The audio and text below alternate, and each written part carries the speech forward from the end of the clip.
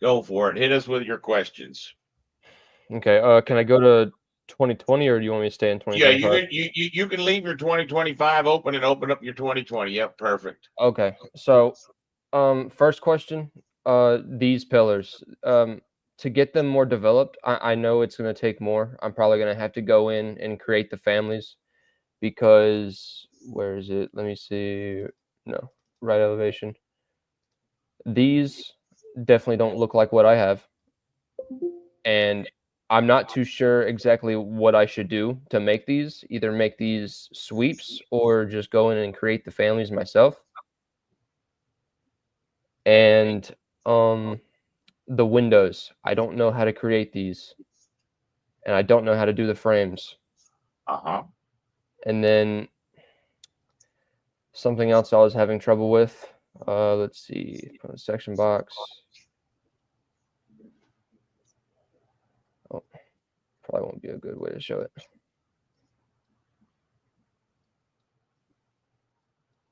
This staircase. I was having Uh-huh. troubles with this staircase because I can't get this run, and I just can't get it to work to go up to that second level. Okay. You So didn't I'm have not. enough room to make that many steps. I don't think I did, but I did go in and I looked at my measurements. And what I did was I took my tool up here, my measuring tool, and I measured Yep. each step, and Yep. I put that in, and it created the right amount of steps I needed. And I got that I got the handrails that go right here. Right. I don't think they're in the right space because I think it looks like the stairs kind of come out a little bit more right here, They do. and I'm not too sure how to do that. Well, you would just double click on that stair. Okay. All right. That line around now I think you double click on the stair itself and I think it'll turn into a pink line. Double And now click. they convert, I think, now, and then Oh, you can do it. you're right, Misty. Up at the top there's a button to convert that to the old type of stair. And it's going to turn it into sketch based, and then what will happen is you'll have purple lines around it, I believe. Yeah, now that is good. Edit sketch. Oh, I see. Okay. Now you take that one green line, This one right here. yep, and you take it back to the wall, right? Okay. And then you say Draw another boundary. line. Oh, yeah. You draw a new line by hitting the boundary, Okay. and then you draw that line. Yep. Just like that. Do I connect? Would I connect them? I think you connect those two. Yep. Okay. That's And it. I think that's all you have to do. I think it'll do it from there. Okay. Cool. Okay. Well, cool.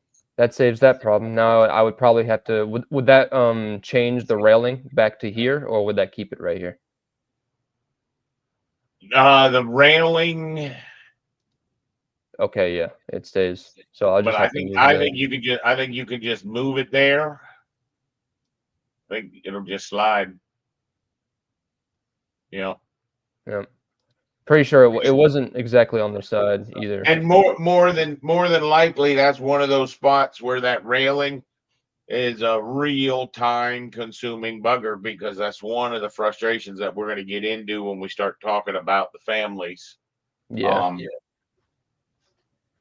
Notice how I don't really have too much furniture in because I did want to tackle that while I was on a meeting with you, possibly because some of these things have to be either exact or at least I think they have to be exact. I don't know if I can just toss them in or what, but I think it's also going to be difficult because we don't really have interior photos to see what they want.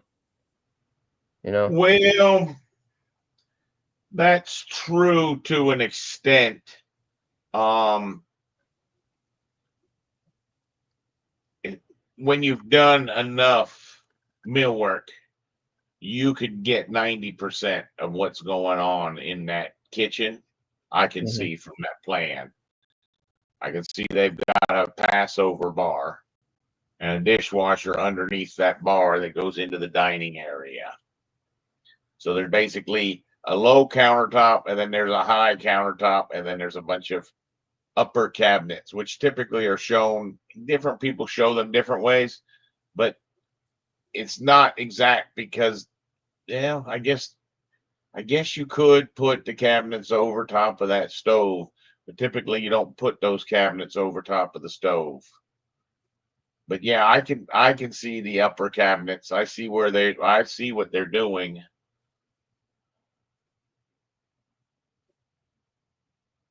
Yeah, it looks like you have upper cabinets on both sides of the sink, and then you have a bar maybe on the dining side. It looks like upper cabinets in between the kitchen and the dining too. It does look like there's upper cabinets, but you're exactly right.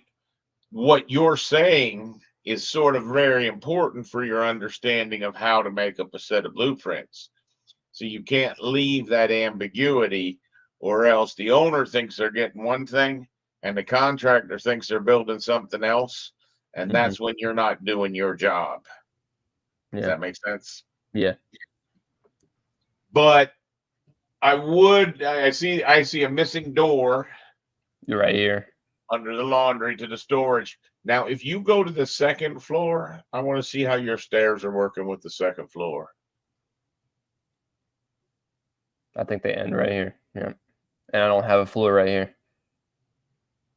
Yeah, and you would want to bleed that. That's just you editing where you put your actual floor. Yeah. Oh, so I would just re-edit this floor and connect it with this. Well, that can't be the second floor. Why does it have the first floor image on it? I don't know. I never changed the images from where.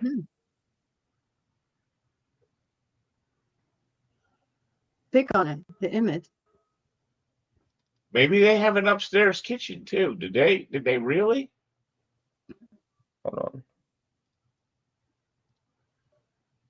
What's it called? That one's called upper. That's called upper. Yeah. Yeah. So they actually had a kitchen in both. Oh, well, I think so. I think the floor plans are just mirrored because it's a townhouse. They just go the same. Oh, right. Yeah. And it's the same on the basement floor too. It's because this is an actual duplex. Yeah, right. Okay, and it's not the exact same, but yeah. So this is really 3 different apartments. Is that what it is? Show me your first floor again. Yeah, Sure enough, it is. Sure enough, it is. And what they do is they have that common foyer, and then that one goes up and the other goes into there. Yeah, so from here on is all your first apartment, and then you go up to your second, and then down to your, I guess, third, or whatever you want to call it. It's basically 3 apartments in one townhouse is what that is. Interesting.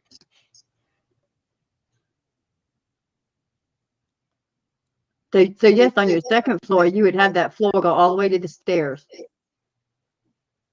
So I would connect the floor right here. Yep.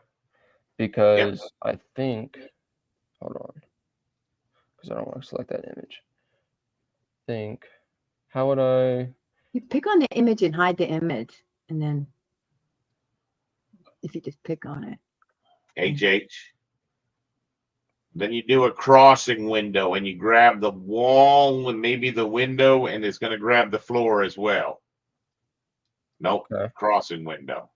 See how it grabbed the floor as well? Then you go to your filter and you grab just the floor. Yep, gotcha. And then you could say edit the boundary, and you can see what happens is that line there needed to go over to where the stair was. Yep. Right?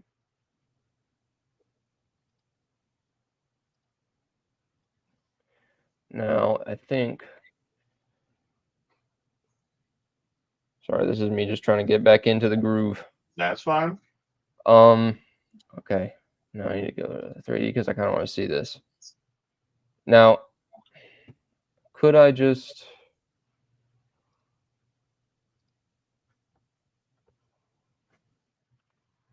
what you're looking to do.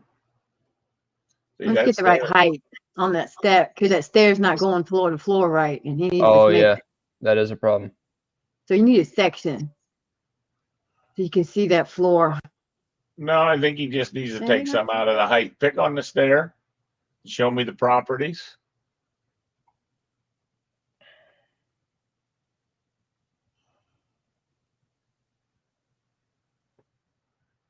Can I show him how I would fix it? Sure. Hit an edit type. Hold Edit on. type, Let edit me type. go to your there. Okay. Whoop. I lost it.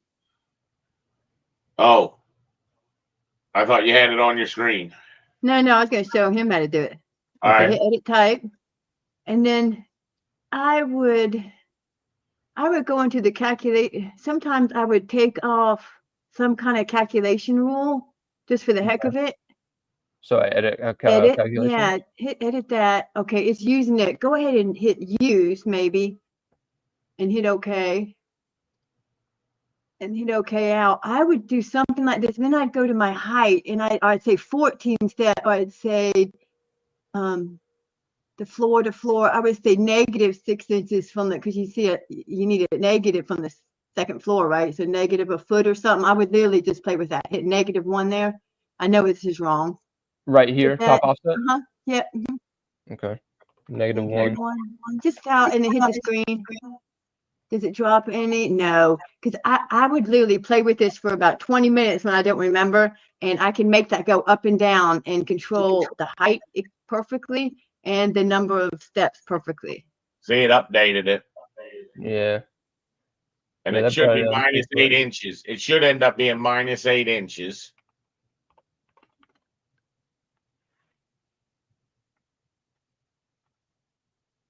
Looks like it's still going below.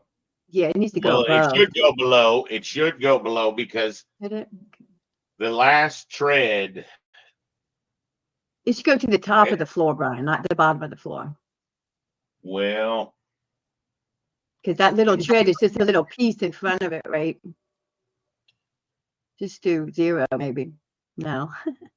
we'll see what happens is that it should actually be -6 Hit and OK. 151, 256.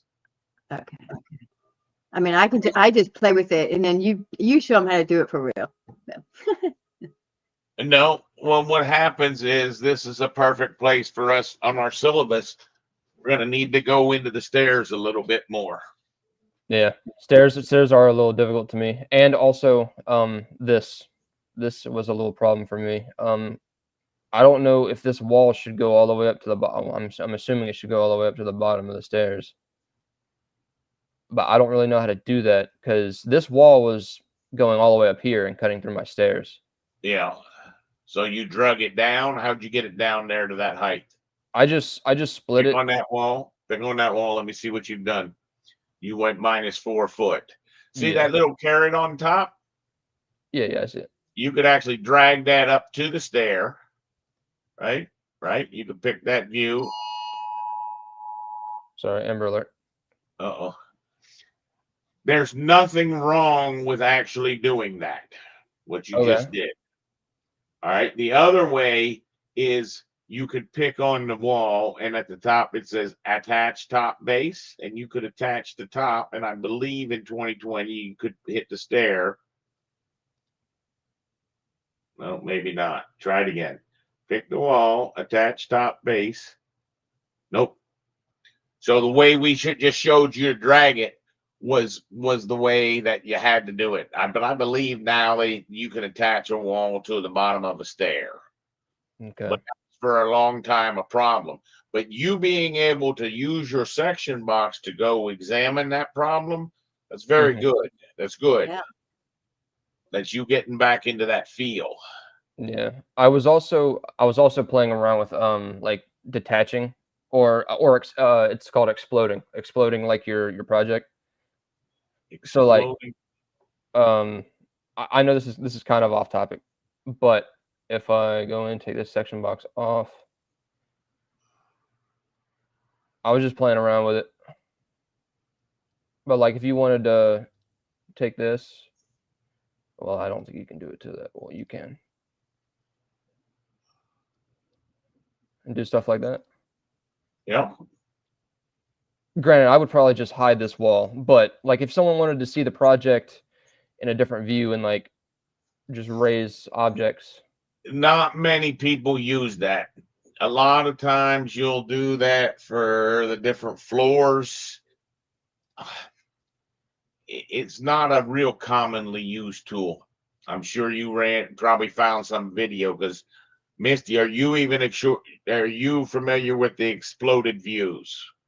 That's what he was doing. I know about parts, but I never do, because I always make things ghost or hide, or I can do it almost anything with a 3D view to make it so easy to see. Yeah, I think hiding is definitely the most optimal, but I was just messing around with it just in case. Great. That's so good. Yeah.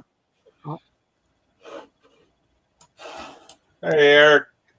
And Yeah, there's stuff I don't know. I always consider myself a rookie because Revit just has so much stuff.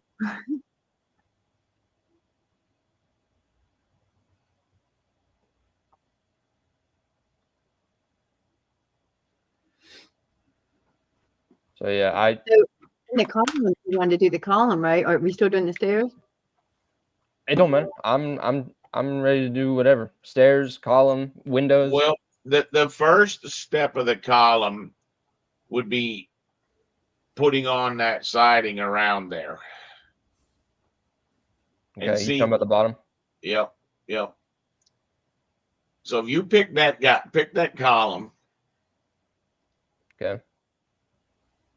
and what you're going to find is he doesn't have a material. And if you went into edit type and change the material, right? Change that to your siding material. What we should find is it does not make this change. Right? And okay. Now it actually did make the change. Right. Now, those would only go up, according to what I saw in your elevations, those only go up to probably about 3 feet above the first floor. So I would have to change.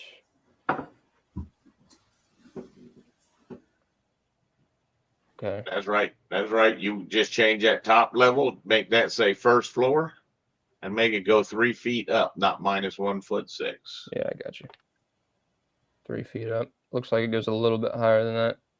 Well, You think? what you're gonna see is when you actually go back into your other one, your side elevation, you see it's actually the cap, Oh, okay. I see. right? All right. Would I want to stay in this view, or should I go into my right elevation to do this? I think we're going to want to put a family on top of this column. Just make a quick family of it and put it right on top of it. That's exactly where I was going with it. Misty hit it right dead on the money, so thank you, One Misty. revolve would do it in the family. Yep. So you probably need to. Yep. Go ahead. So go ahead and fix your other 2 columns while we're here. Okay. You could have picked them both at the same time, you know that. Right. You could have, it doesn't matter.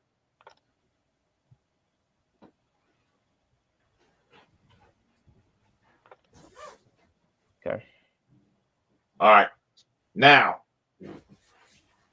this is where it gets a little bit tricky, because we want to make that family. And in the beginning, even to this day, I know it's sometimes hard to decide what kind of family to make that as. And Eric and Misty and I have all developed a process where typically we're starting with a generic model. And a matter of fact, that's where I was telling you that when we get into the families, even the AI doesn't really have a good grasp on families. And I am even missing some spots on the families. But what you would want to start with is a generic model. Now, this is going to get tricky, but now, because we got to sort of control our views, we could tell you exactly how to do it because we've done it so many times. If you want to go ahead and make a generic model, that'll be fine. And then what I personally would do is a sweep. Okay. Mm-hmm. All right. And then I would do a sketch path. But you know, at first, before you do that, I would bring your image into this family so you can see it right now, right? You can trace it. Get You it talking about aside. my right elevation image? Yeah, that thing. Copy it to the clipboard and paste it. Hold on. Let Okay. humor me. Go back to that reference level tab. Go to the sketch path. Sorry. Go to the polygon, which is either one of those guys, and put in a 4-sided object. You see where it says 6 sides? No. In the Where is that? speedometer area. In the speedometer area, I see.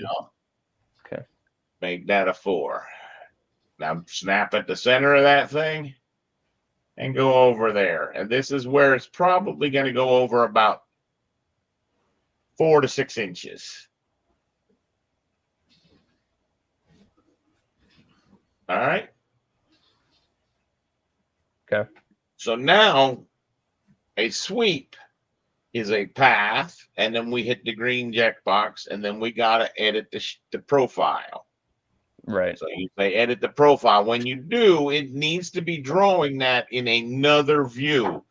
In this view, anything you would draw would look like a line. Even if you drew a closed square, it would just look like a line. So you need to either open up a 3D view or your front view. So if you clicked on front view and said open view. So this is where we need to draw that shape. Okay. Right. Now this is where Misty is exactly right. And if you try to do this the wrong way, you're going to find that it says you can't copy from a project into a family. Okay. Sorry, just drag it in. What's that? Just drag the image in from No. my computer window. What I'm recommending you do is you go back to your right elevation that we were looking at for the building. Okay. Zoom into that column. It's a little blurry. That's all right. And you could tweak the shape of this once you do it. But all I'm trying to show you is the absolute quickest way to bring that in. Is Okay? this going to be a square shape or is this a circular shape?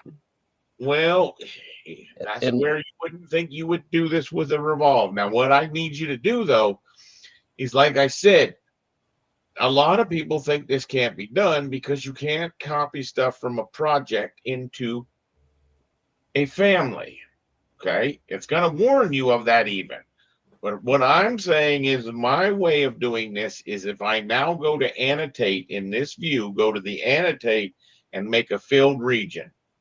Field region. Yeah. See that one? Saving steps by doing this. Right here. Right. All right. Now click to the bottom of that column about in the midpoint. Like all the way down here or right here? Right there. Yep. Okay. That's a pretty good spot. Now you just go over and sort of trace that edge. We know that go the other direction if you wouldn't mind. Yep. All the way out to the edge of it. Perfect. Now just sort of trace that edge.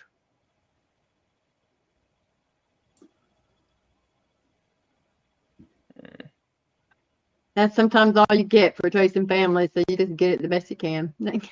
I get lots of pictures that bad. Oh, I can't create similar right there. Okay. Nope. Go back to your line command. Nope. Last tab on there. You see how it's sort of green colored? There you go. I see it. Yeah. It almost looks like that's a lip right there. I can't tell if that's a part of it. No, that's just a pixel. Just do a couple jogs. We can refine that. I just want you to see what it is.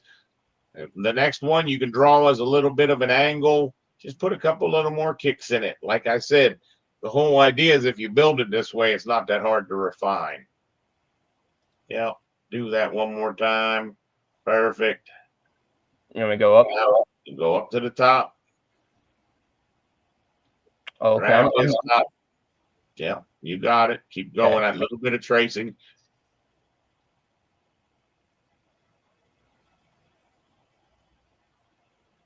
Back to the middle. And that'll become clear in a second. Oh, right. Because I got you. All right, then close it up.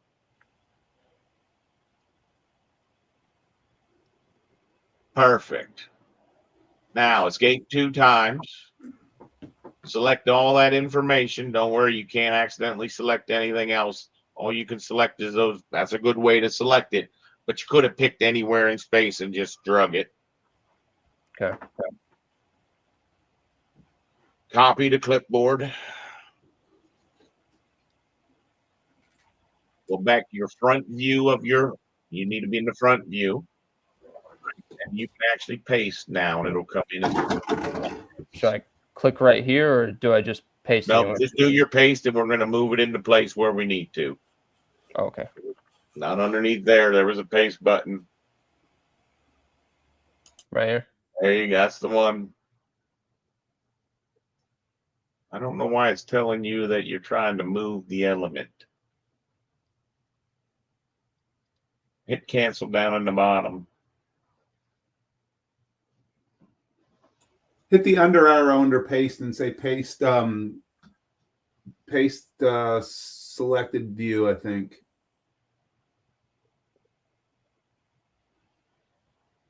There you go.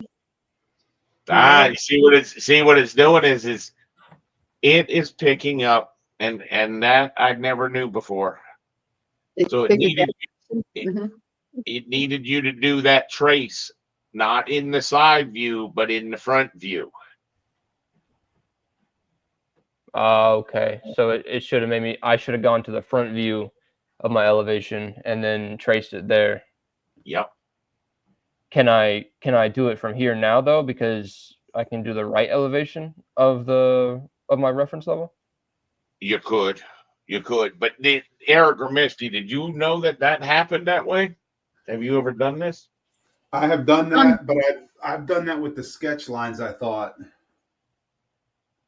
I do bring in my image always into here. I don't, I just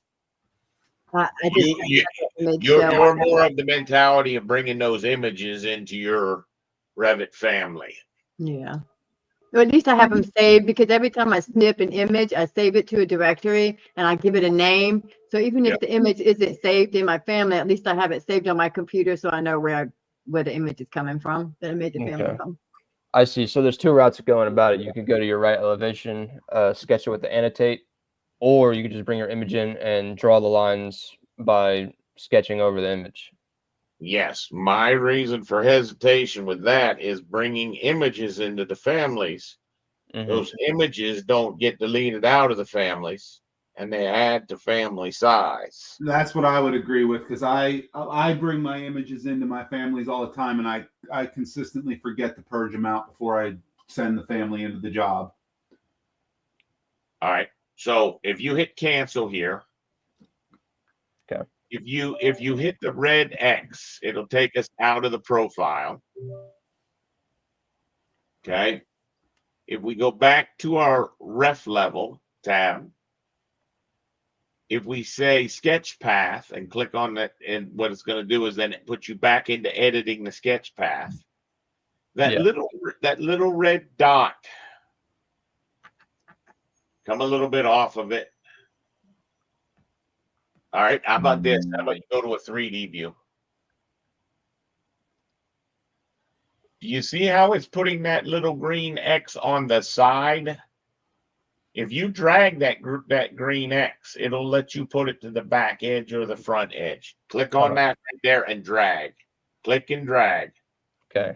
Drag it to one of the other lines. Yep. I think you have to drag the red ball. Got it? I don't think so. It's not letting me move it. Could I move it from this? No. It's not letting me drag. Can we just do it my way and bring the image in elevation? All right, let's go. Wait one more. I'll show you how you can move it. Pick Okay. that purple line that it's on and hit delete, and it's going to jump to one of the other two. See Yeah. how it jumped out to the front? Yeah, I see. Now you need to draw that line back. But I'm telling you that if you have your drag working, you could have done that. Okay, now do your finish. Now go to your left view. Yep, that's the one right there. That's on your tab. Now you say select profile. You say edit profile, and you should now be able to do the paste to align view. Yeah. Yep. Yeah. Current view? That's selected. Either one. It's going to have to be moved. Whatever's Zoom out. dark though. It's going to be way out. Maybe double click on your wheel. Oh. Wow. Just click right on one of those lines and drag it closer. Yep, there you go. Okay, now I'm going to teach you how to get this thing to drag. Go to the bottom line, the bottom horizontal line of that blue stuff. Nope. You want to keep everything selected. Okay. Now, hover over that bottom blue line and drag, and you'll see that it'll drag so that drag up. Drag up. Keep going. Keep going. See how it snaps to that line? Yeah. Perfect. Let it go. Now do the same thing with the long vertical line and drag that thing over to the green dotted line. There you go. And that was done without having to move endpoint snap. That was just done by which line you're hovering over has that effect. Did he do the wrong line? I think he was supposed to go to the red dot, right? No. Okay. No. Because what happens is that red dot's out on the edge. Now, I'm pretty sure that it'll allow you to do that revolve. If it doesn't, we're just going to need to move one line a little bit, and I'll show you how that's done. So go ahead and let's try our green checkbox and see what happens. And another green checkbox. Okay? It says you can't create that sweep. Hit cancel. Now pick and double click on the shape that we just put in there. Double click, it'll turn purple. The tall one that you moved onto the green dotted line, pick him. And just use your nudge arrow and go nudge 2 times to the right. Just to make an opening. Now try your It's eating itself. That's why. That's why. Now when you do your finish, it should give you that shape.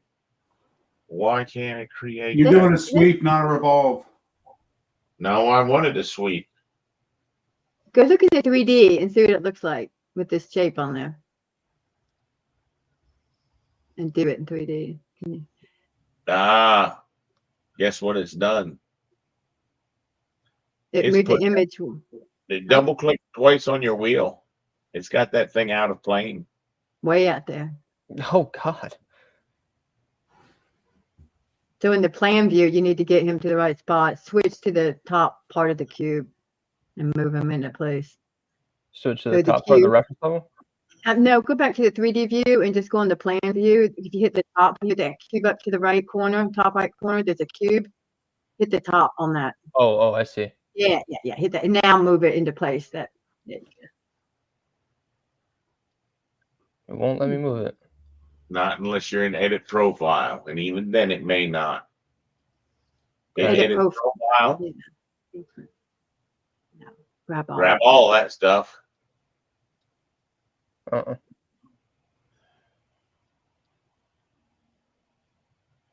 Maybe you can do a move. Grab all of it and move.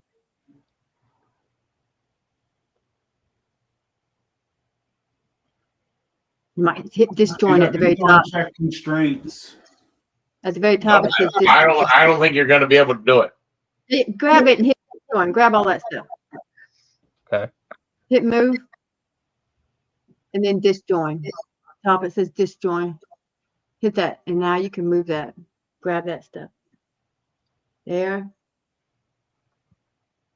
To the dot. Right to the green line. Green line. It didn't move it. Yep, you're right. It could be the restraints. It's a bug in the software.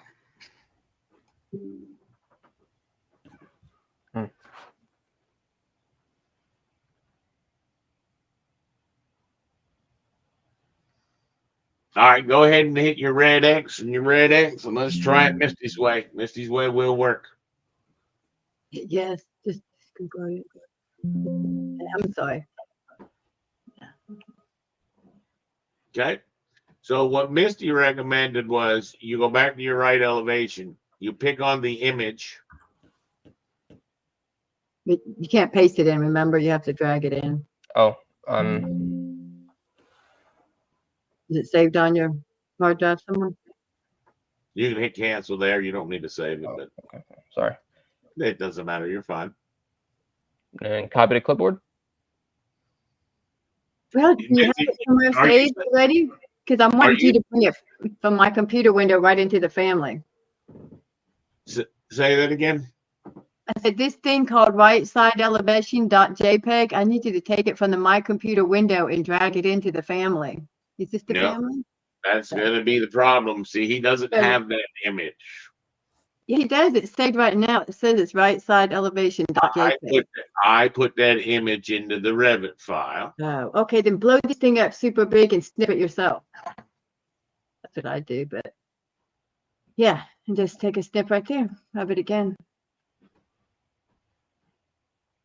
Doesn't matter. I guess it don't matter. You want to get it as big as you can so you can see those little lines you got to trace. But I think, Oh, okay, I see. I see. you know, the bigger you get this thing image and then snip it, the better. So Okay. that's it. And then you do save as from your clip snip tool. Reference. Do I go to reference level, or well, what do I want to go to my front or my left? No, you haven't saved that image. What Misty's trying to get you to do is she's trying to get you to get that image saved on your machine. No, I have it. Okay, drag it in there from wherever you saved it at. Perfect. Excellent. So now this is going to be drawn in the left or the right. Sorry. Yeah, go ahead, Eric. You finish from here. You know what to do. No, I was just saying you wanted it in elevation because you're going to be doing this in elevation. Which was what Misty was about to tell you. Yeah, cool. In other words, not in ref level, but in Okay. either the front elevation or the left elevation.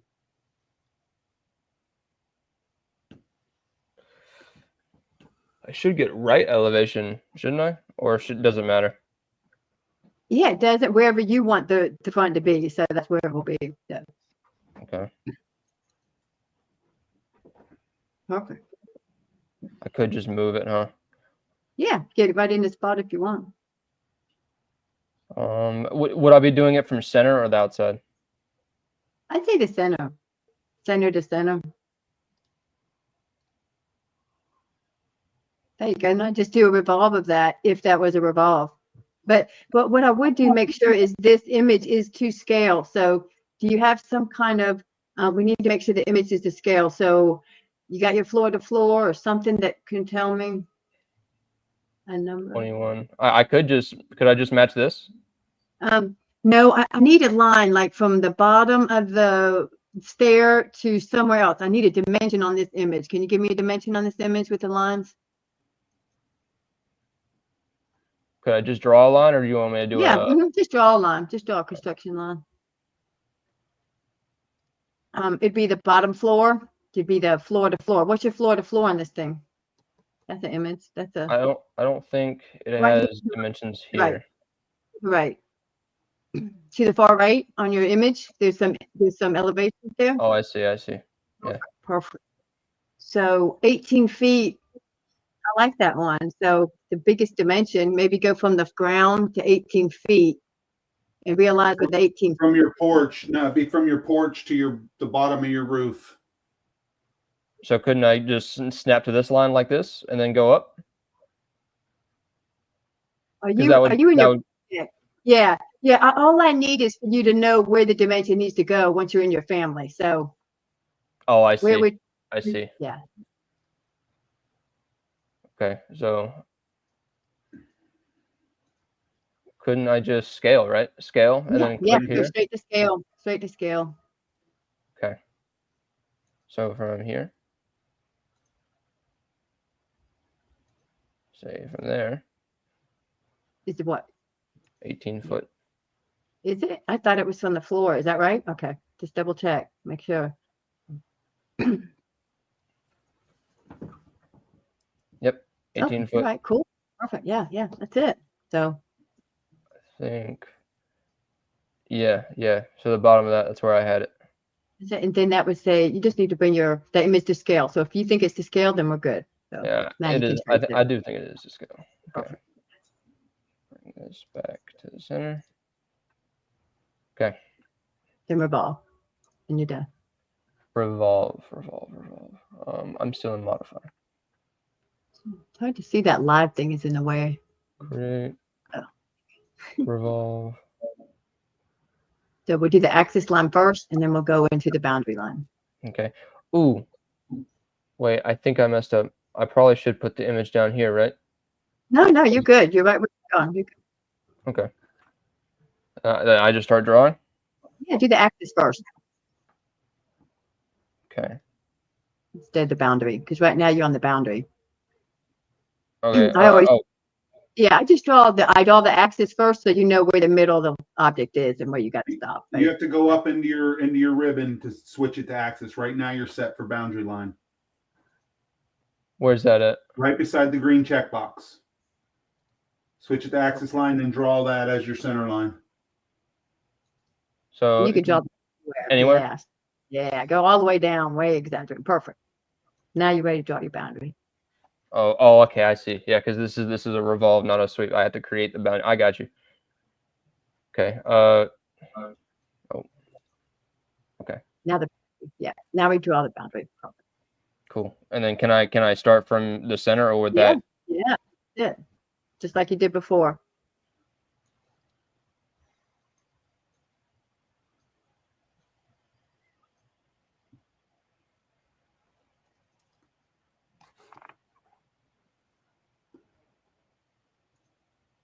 I go, yeah, there you go. And then straight down.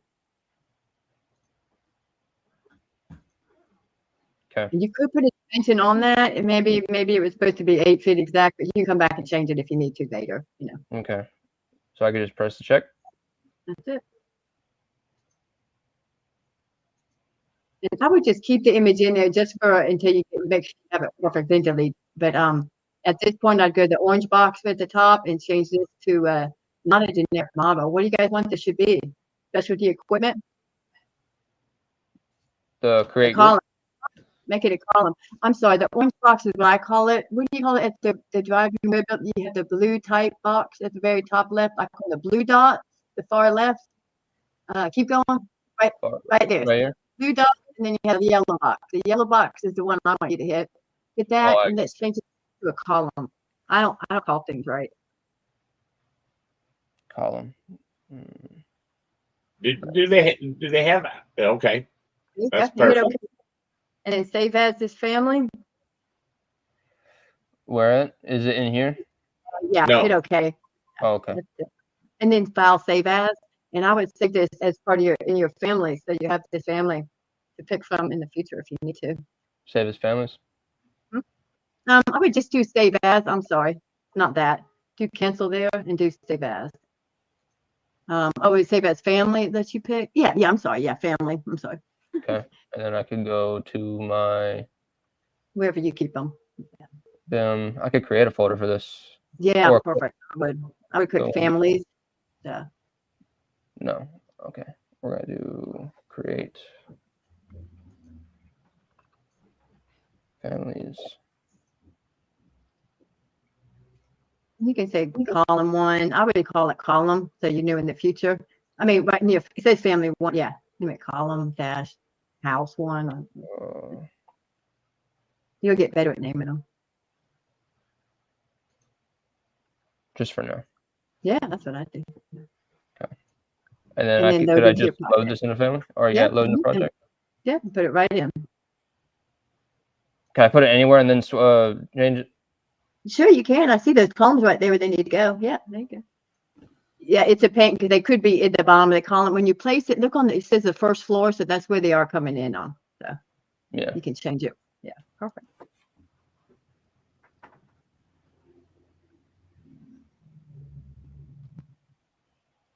Yeah. Oh, okay. I see. This needs to be 3 feet up. 3 feet up. From here? Should I? Yeah, could. yeah. You can't Well, move you it up. could, yeah. Okay. Do what you said earlier.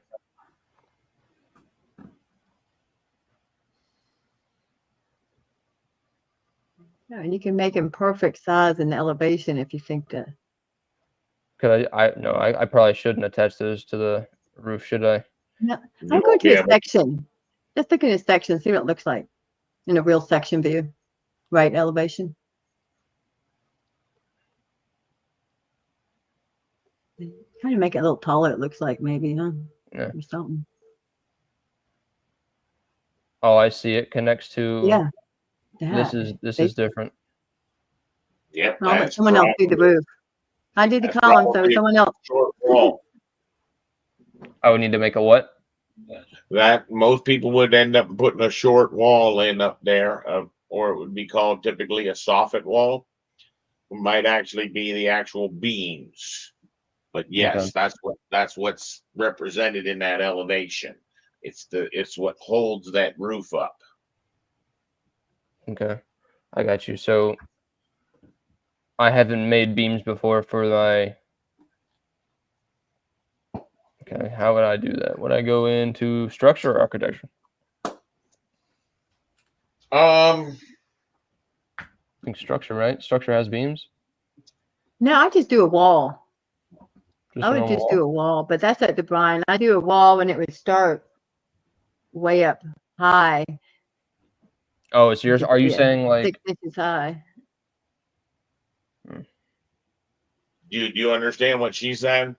I think so. So like What Well- you can't draw a wall in an elevation view. That's the first thing. Yeah, that you yeah. would understand. The walls are going to be grayed out in elevation, I believe. yeah, but should I start the wall on the first floor or the second floor? I'm assuming I could do second floor. It'd be probably easier. You'd want to tie it to the first floor and then figure out what that height is. The bottom of your wall will be at, say, 10 feet, and the top will be attached to the roof. Oh, that is crooked.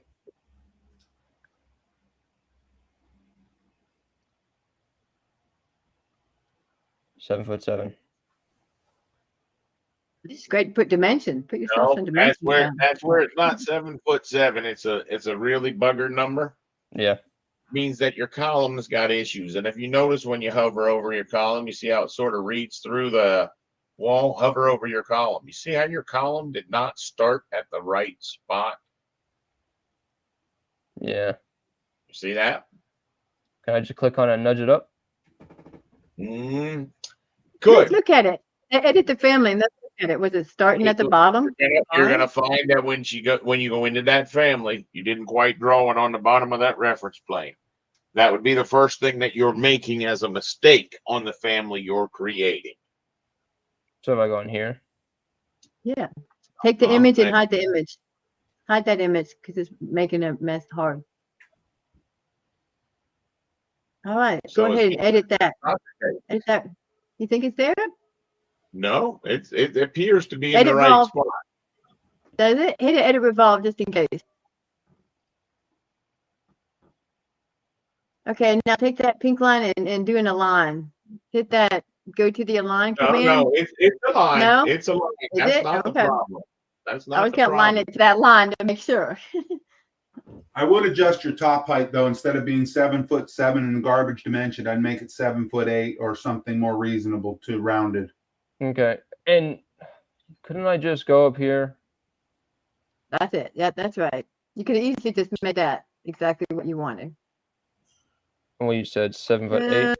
No. That 7'8" was counting the wall below it. Oh, okay. So look at what your overall dimension is right there. I think it's 4 foot. I would Yeah. say you want to try and get that to 4'8". You That see way. how it changed it from the bottom? Yeah. All right. So Undo, what you undo go that. ahead, Brian. Undo that for a second because I want you to see how to drive this thing. All right. So you have the right idea with the dimension, but I don't like what you dimension to. You dimension to the top of the column, and then you dimension to the bottom of the column. So when we do this, we're going to dimension from the top of the column down to that green line. So delete that dimension. All right. Now, before you go into the dimension command, nope, hit escape 2 times. I want you to double click on that column. Now I want you to run that dimension. And you said to the green line? Not that. Not that. Hit tab 1 time and you'll see the green line. That's it. All right. And pick your dimension. Now, escape 2 times. Do a loop around the top of the column, grabbing all those pink lines at the top. Yep, do a loop. You can grab all that stuff. There you go. Perfect. I love it. Now, do you see the button that says activate dimensions in the speedometer area? Yeah. Now, hit it. Change it to 4'8" and watch what happens. It moves just the top stuff down and it makes the number correct. Does that make sense? So, okay. So instead of just clicking on the line, it'll instead of compressing it and making it 4'8", it just pulled all this down. Instead of it taking it all, if you hadn't done that, if you'd done just a top line segment, it would have taken it all out of the top little section. So I see. It moves everything that's attached with that. And that carries over. The reason I want you to learn that is not so much for in this actual editing a sketch, but when you're going to pick a bunch of pipes and a bunch of ducts and then activate a dimension, realize everything that's selected is going to move in that move. Yeah, I got you. That is important because if I did just do the dimension, it would make this section right here smaller. I see. That's correct. That's correct. Right, and I don't want to do that because the sketch I made, this is exact. Yep, I got you. All right. Mm-hmm. I could just select the check now, right? That should be good. Or yes, but before you do, what I want you to do is go over a purple line. Okay. Go over the purple line and do a tab and select all of those. Okay. And copy that to the clipboard. All right. All right. Now you can go ahead and finish, and you would have your thing, and you can push it into the project. We're going to come back to that in a second. So go ahead and finish and push into the project.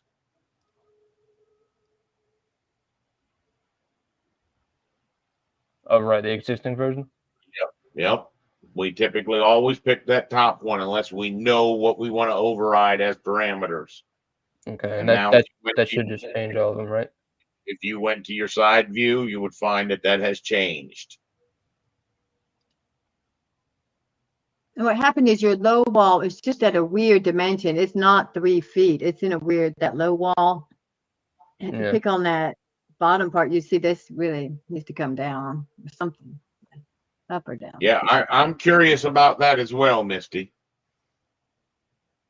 Should I don't know. It doesn't seem like, if I go over here to the image, I think it's because I didn't draw this cap. This cap I didn't draw.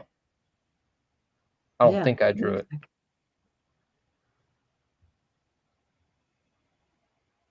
Yeah, I'd buy that. But I think that cap is actually just getting bled away into the wall. Yeah. So, and what I would do is I would pick on that wall because everything has a start of 0 and probably goes to like 4'8". It never goes to 4'6" and 5'8". It's always going to go to a clear number. So what is that bottom wall? Yeah, what is that? It says that that's going up to 3 foot. There's no I can't see the logistical reason why that's occurring. Is that column 4 foot? Yeah, I mean, it's just kind of weird. Do a dimension right now. From that level line that you're seeing. See that level? Go out past the stairs. There you go. Got it. Yep. Yeah. And hit the top of that wall.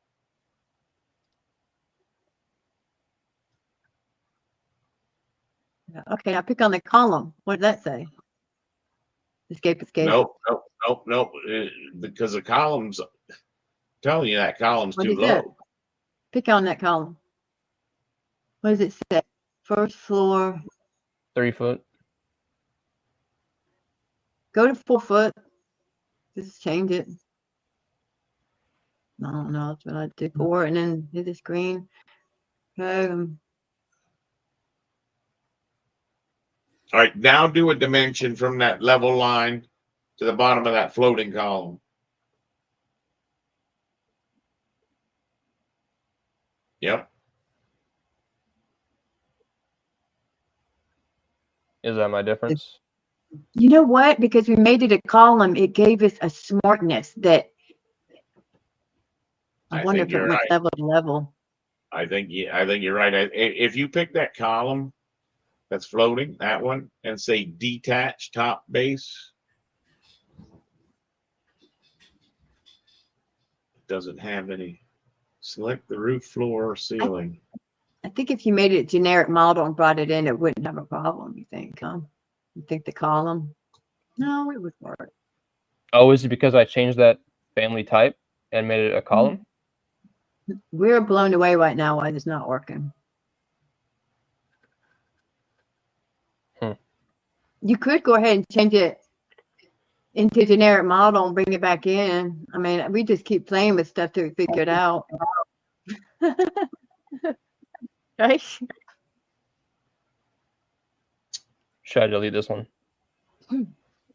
I could. Can you switch it to a different column right now? Take that column that you made, switch it to a different one. Does it any more in here? You have column 1. Pick on that column 1. Yep. Change it to that 16 by 16 is what Misty's wanting you to do. Now change it back to 3 foot. Make it 3 foot off of the top level. Yeah, off the base offset 3 foot. Yeah. Did that go? But you missed it. It won't let me do it. Floor to floor. You can switch it back and undo. I'm sorry. I think it is the column, Brian.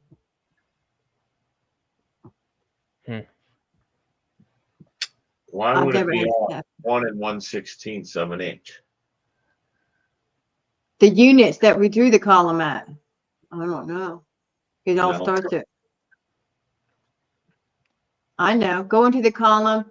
Can we align that column line to the reference plane because it's not doing it? Edit that thing. Let me do one thing. Edit it. In the right view. Front view. Edit that thing. Edit. Revolve. Perfect. Go into a line at the top above move. At the move instead of move. No, go to the ribbon at the top, the ribbon bar, and go to a line. Put that. Hit the level line once. The level at the bottom. The level reference. Hit that once, and then hit the pink line beside it. Yep, that one and the pink line beside it next. The bottom one. Yep, that one. That hit it.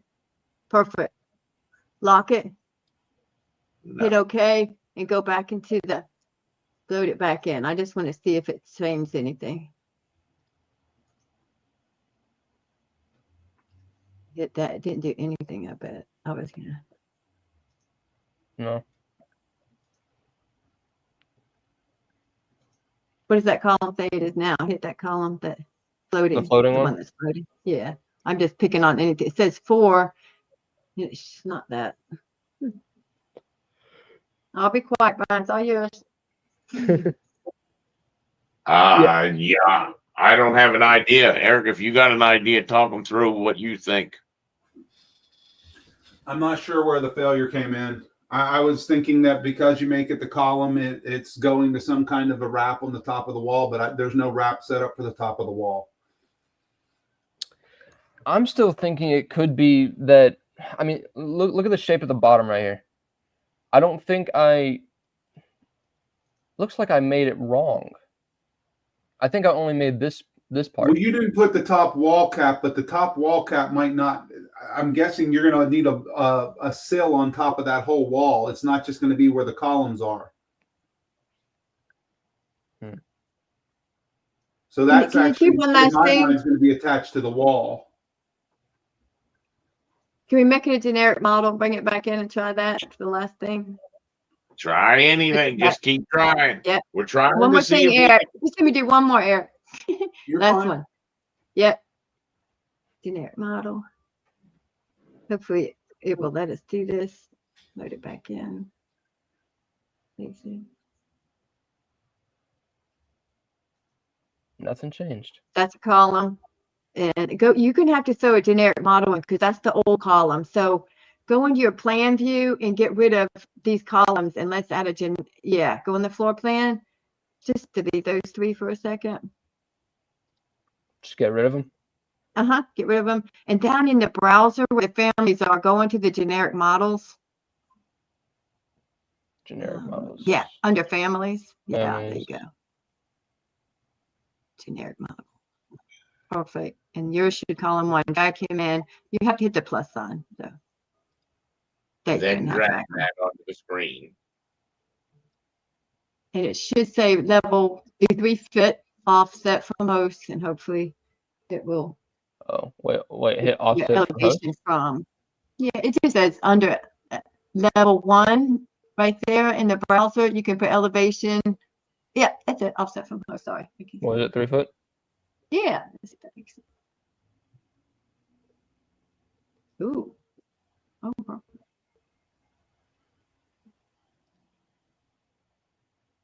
We only needed one, but we'll see what happens here. Now go on the right elevation and see if it looks good.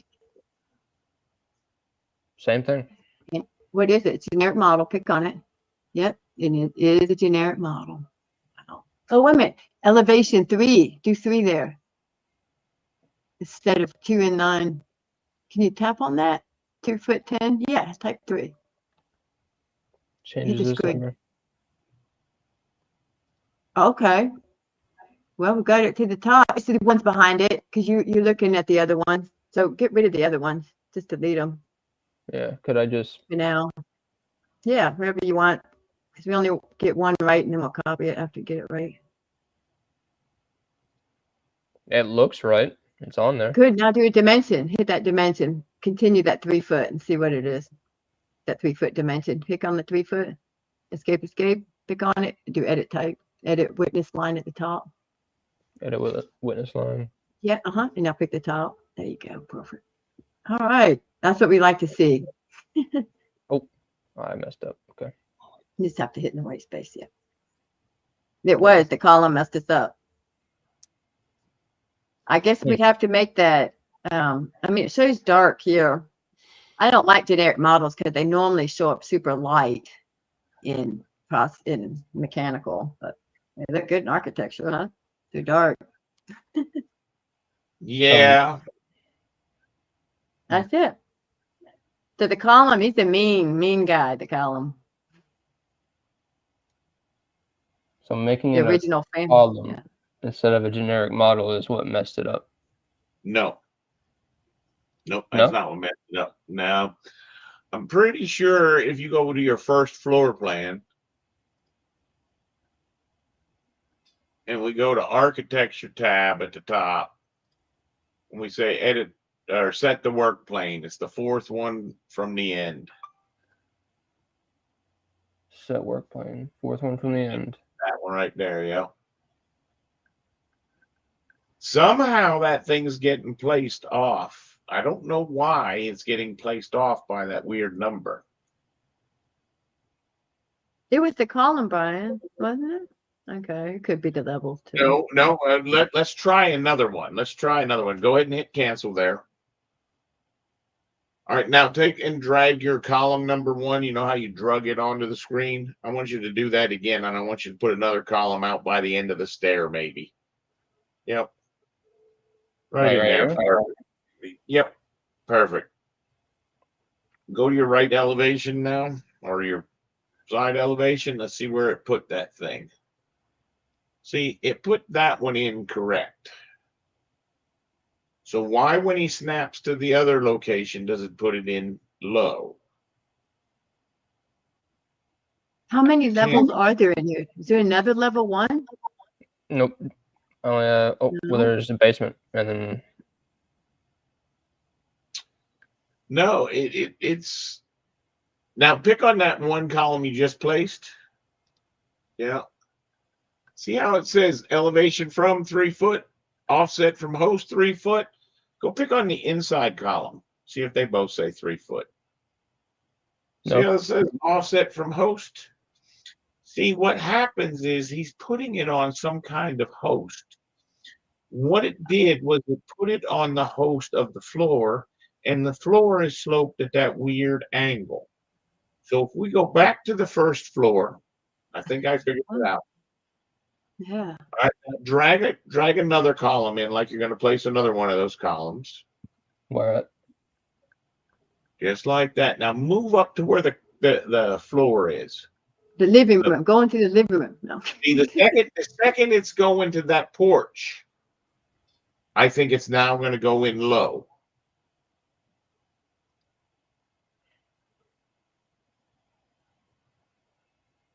You won't be able to see it. No. They put that one right there out on the edge. Pick on that one. That one says 3 foot and 3 foot. But I don't understand why that one was getting placed at that weird offset from host. Neither do I. I don't know. It was pretty weird though, because once I changed this number, it changed this one to the 3 foot 17. And that's where I'm saying somehow that thing was set to go to the host to the floor, and that's what was pushing it down that distance. I don't understand why though, and that could continue to be a problem. It's something that how maybe- your file set up. Maybe the bottom column is hooked to the, and you were just building on top of this sloped floor. Maybe the bottom column. Oh, that's one right here. I don't know. Yeah. 3 foot. What does that one say? The bottom one. Does it have any weird numbers? No. And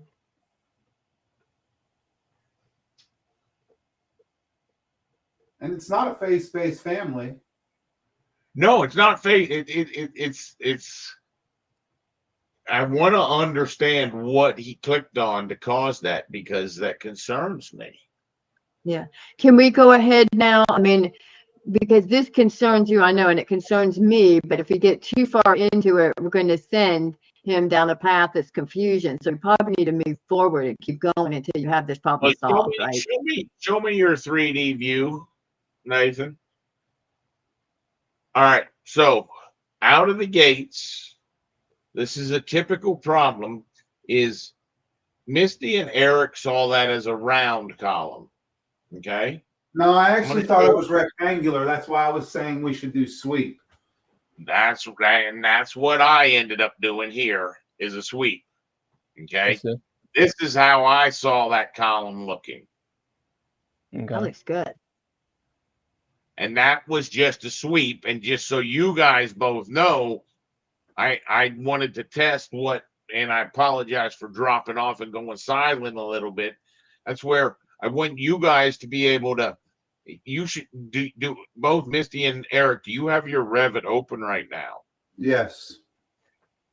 Okay, because I want you to be tested when we get a little bit lost in some of these to see if you can replicate the issue that he's having so that we can define it better. And not necessarily these simple questions that Nathan's got right now, but as we get into more complex questions. So I just want to show you that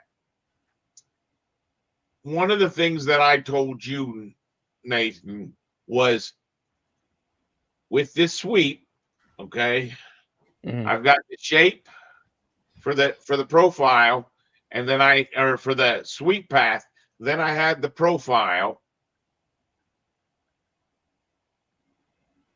And I had told you, now I know you cannot move that insertion point whenever you've got a sketch in there. So I'm going to delete this sketch.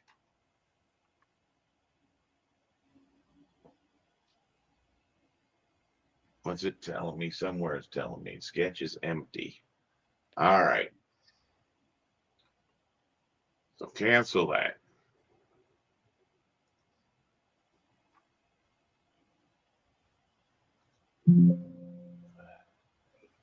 All right. So if the sketch plane is empty, what I was telling you is you can grab on this thing here and you should be able to move it. And that was exactly what you experienced. Yeah. But I didn't have that problem a second ago. I was watching Balkan, and he had the same problem. He would just delete the line like you told me, and it would just automatically switch over. Automatically push it. Yeah, that's what he did. He did the same thing you had me do. Oh, see, it's not letting me out of that. That's why it's doing that. It just kicks me back to it. But you're saying that it did allow you to just drag. As long as you hadn't drawn a profile in. This Right. is once again like a bug that's in the software, is you can't move it. Now, what happened, what I ended up doing was in my left view, you remember where you pasted that object? You'll see that I actually, so to Misty and Eric, do you remember when we pasted that stuff in, it came in at a bad location? Mm-hmm. What I had done was I had first in that view created a masking region. Then from the masking region, I did a Control V and pasted that shape in. Right? So this is how you could take a shape from your project without having to put that image into that family. But are you copying the sketch mode lines, or are you copying the actual hat shape? The sketch mode lines. Yeah, that's what I thought. You have to copy the sketch mode information, otherwise it won't work. Correct.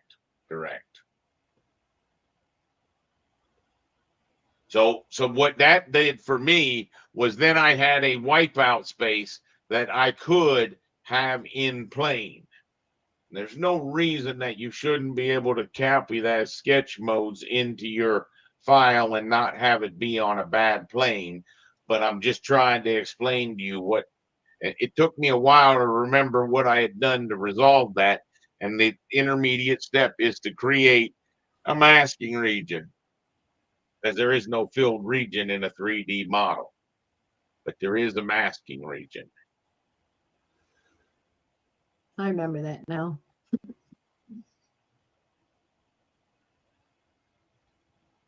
So you can get that pattern into the family. Now you can, yeah. I mean, that's it. But I still do not understand what was going on with his column wrapping, going to the floor and being that offset. I'm going to want him to send me that file so I can see why we have that difference in that offset host. Plus, it would really be a good idea. This shows us something, Nathan. When you're like gonna go into the next day for the class, what I'm envisioning, because remember the idea for this meeting today was not to just solve the problems. Okay, right. I wanted you to identify the problems, and I wanted to sort of come up with a syllabus of how we can run this.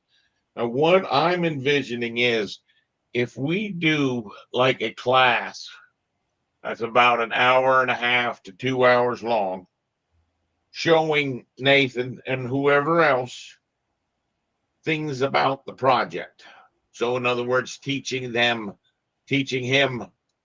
Wrong screen. Teaching them in this one here.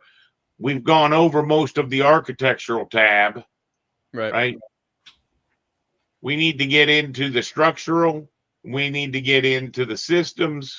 We need to before and my thinking is for syllabus purposes, we're going to do structure and we're going to do systems probably in like 2 or 3 weeks once we've gotten through the architectural. So we go through the architectural, then we already talked about the insert and how that's really not a good idea.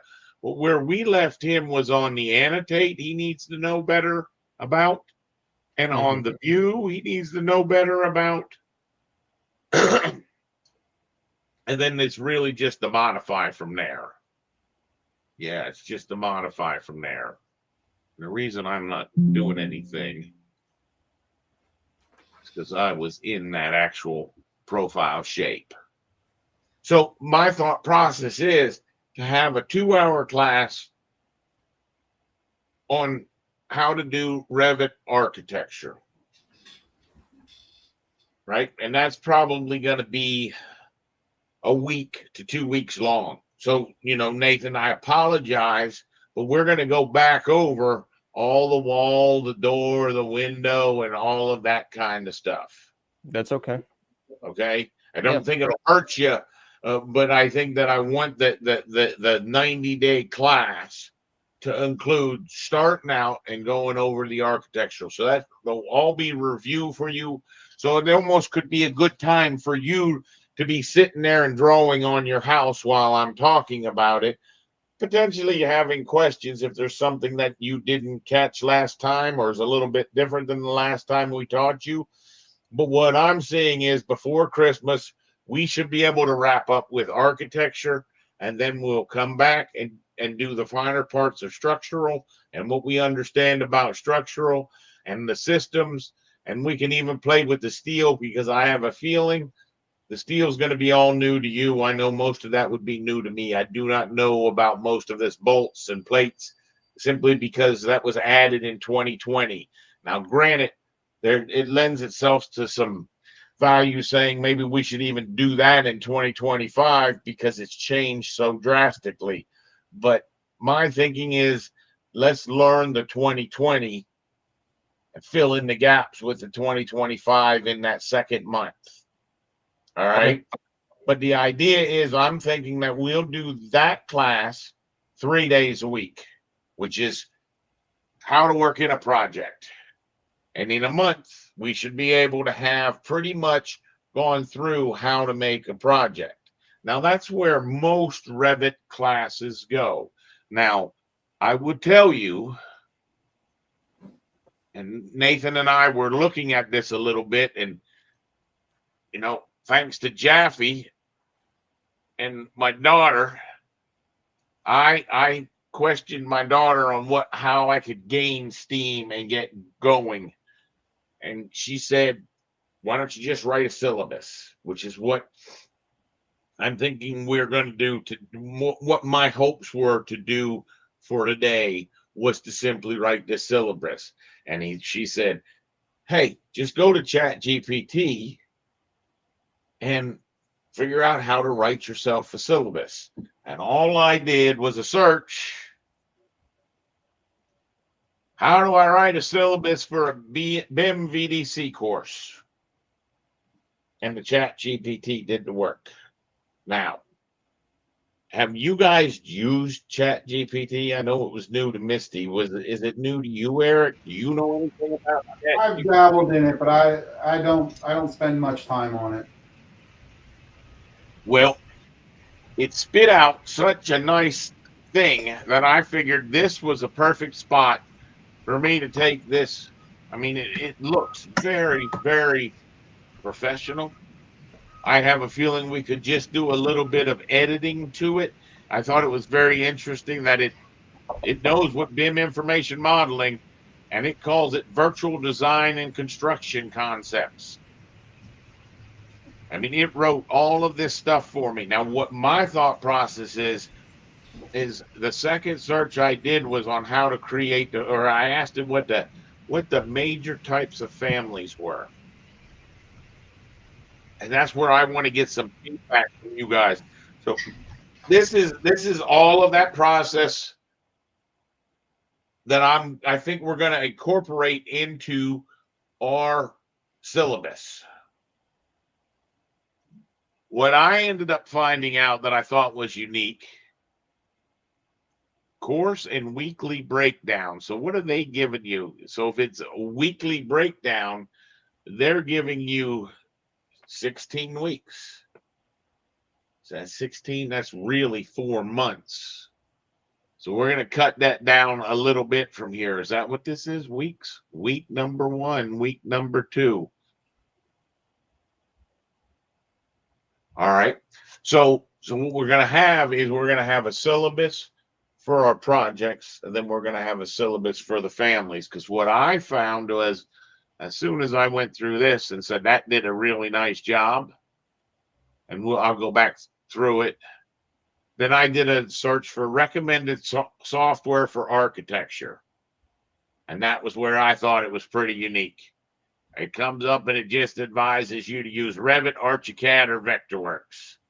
Tells you that there's a little bit more. There's a Rhino, SketchUp, Blender, and Lumion. I thought it was very interesting that for the rendering, they didn't have the visualization.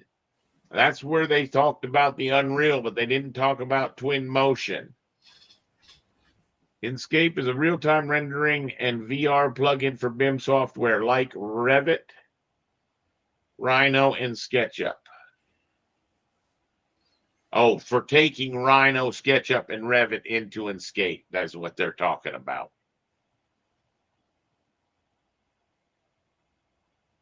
Then I asked it, how do you find work, BIM contract work? And that was where I wanted to talk to you guys. Have you looked at any of these? Upwork, Freelancer, and Fiverr.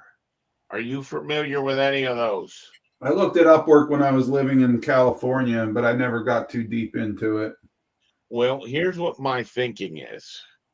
In order for Nathan or anyone else to really learn to do something, you have to do something. So my thinking is to get Nathan to bid on one of these jobs, and we'll help him do the job. That makes sense? That I'm looking for probably happening into the 2nd to the 3rd month. So the hopes is, Nathan, you basically, we're going to get you to sign up for the accounts on these things. I think all you got to do is provide the email and see if you can't land a job, not necessarily at a very high rate, but so that you can actually draw something that needs to be drawn for a real task. Is I think what I want to include in my syllabus. And if there's more people in the class, more people learning, whether it be Mandy or someone else or people that we haven't even found yet, the idea is if we could help them to accomplish an actual job that they got paid for. That's what I'd like to be able to do.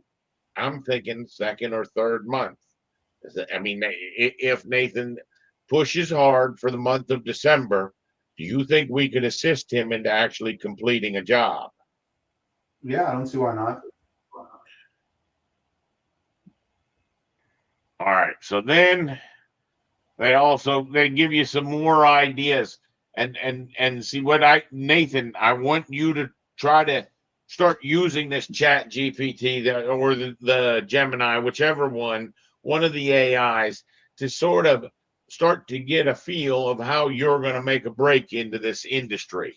That's how I think of the best way is getting you a contract job, whether it's through them or one of the things that they say, which is the most important, is networking, which is ironic because they tell you that you should go to Autodesk University because it's a large group of BIM X specialists, which I thought was sort of funny.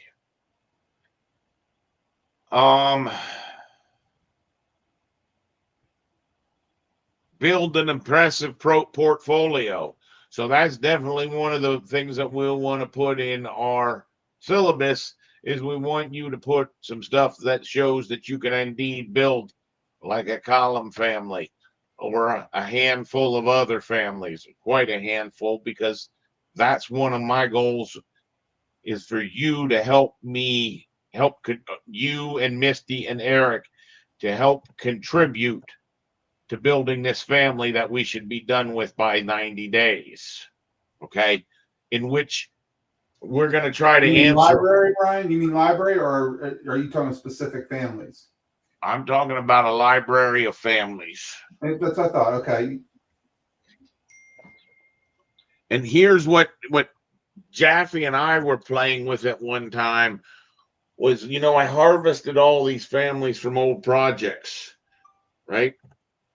Well, even if those, it's the idea is if you can learn from someone who knows what they're doing, you can even learn more from someone who doesn't know what they're doing by learning what not to do, kind of thing.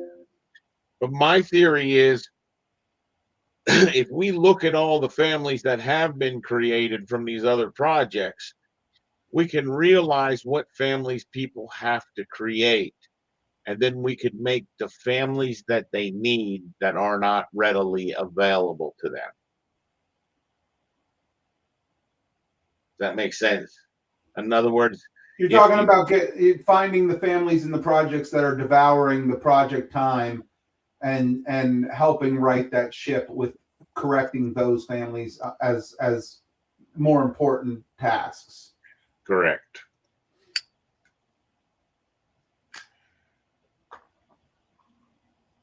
Now, the next thing that I did, use job agencies. This is where I did this question. What are the major family types in Revit? Okay. And this is where I got so sidetracked from what Misty and I did on Sunday. Is we got in there and we tried to figure out the families, and it got extremely daunting.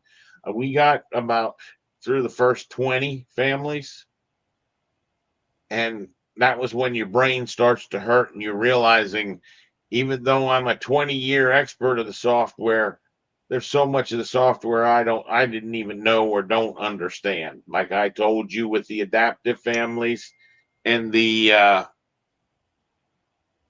division profile family.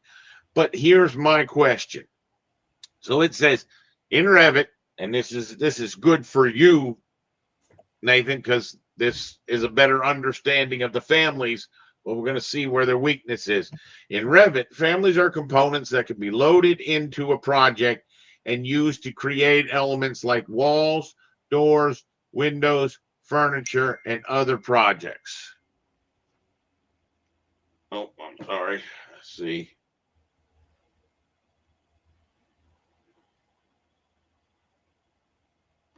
All right.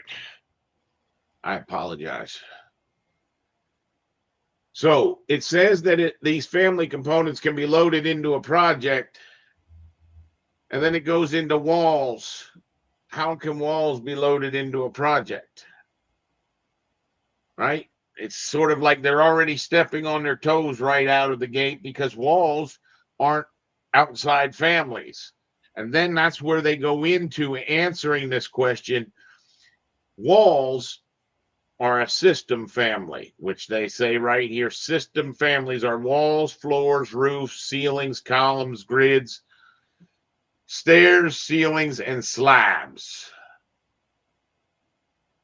Well, I think they should have put the rest of the system families on there. So that's where I'm saying that if we review this kind of thing in the family session, so this, realize we talked about the first class that's going to be probably 3 days a week is going to be learning Revit projects. Then the second class is going to be learning Revit families, and that's probably going to be 2 hours a day. I personally think we probably need to do this every day of the week or 4 days a week because there are so many families. one of the first things that I would want to do, right, Misty or Eric, can you think of any other system families right here? Granted, we're going to be doing this again, but I just want to test myself, right? You know of other systems families, right? Grid, spare ceiling slabs. Pipes, Yeah. Let's see. ducts, conduit. But that's just architectural that it's going through right there, isn't it? No, I know it does say MEP. Scroll Right. down a little bit. Huh. MEP was later. Yeah, ducts, conduit, pipe. Then in the second subject, the second set is where it really just goes off the rails, because the second is the loadable families. And I don't think they're anywhere close to the number of families that you really got. And I think it's quite a little bit funny, because from what I was looking at and where I plan on going with this family class, I would not be examples being doors, windows, and furniture. Okay. To me, if I was going to talk about types of families, I would be talking about adaptive, ceiling-based, face-based, floor-based, line-based, pattern-based, roof-based, and two-level-based and wall-based. And then most importantly, the freestanding one. That's what I would be putting in there. Because to me, one of the things that when Misty and I started getting into this, and I don't want to get deep into this right now. I want to try to more define a syllabus of how we can accomplish getting Nathan to understand not just Revit projects, but Revit families. All right. Where I got lost with was this one here. Let's see. It was a data device hosted. Okay. And what Misty and I found when we started playing with that is the word hosted makes no sense. Is it hosted to a face, ceiling, floor? Which one of those is that? Or is it hosted to another family? Which I guess would be face. That would have to be a face based. Okay. And I want to get into the fact that, this type of family with that gray in there, that's one of these adaptive families, which comes off that conceptual mass type family. I did play a little bit after we talked, Jaffe, and here's where I find the downside. And I want to look at that, Nathan, if you have your 2025 open. Yeah. Would you go ahead and make a new family and do a generic model adaptive?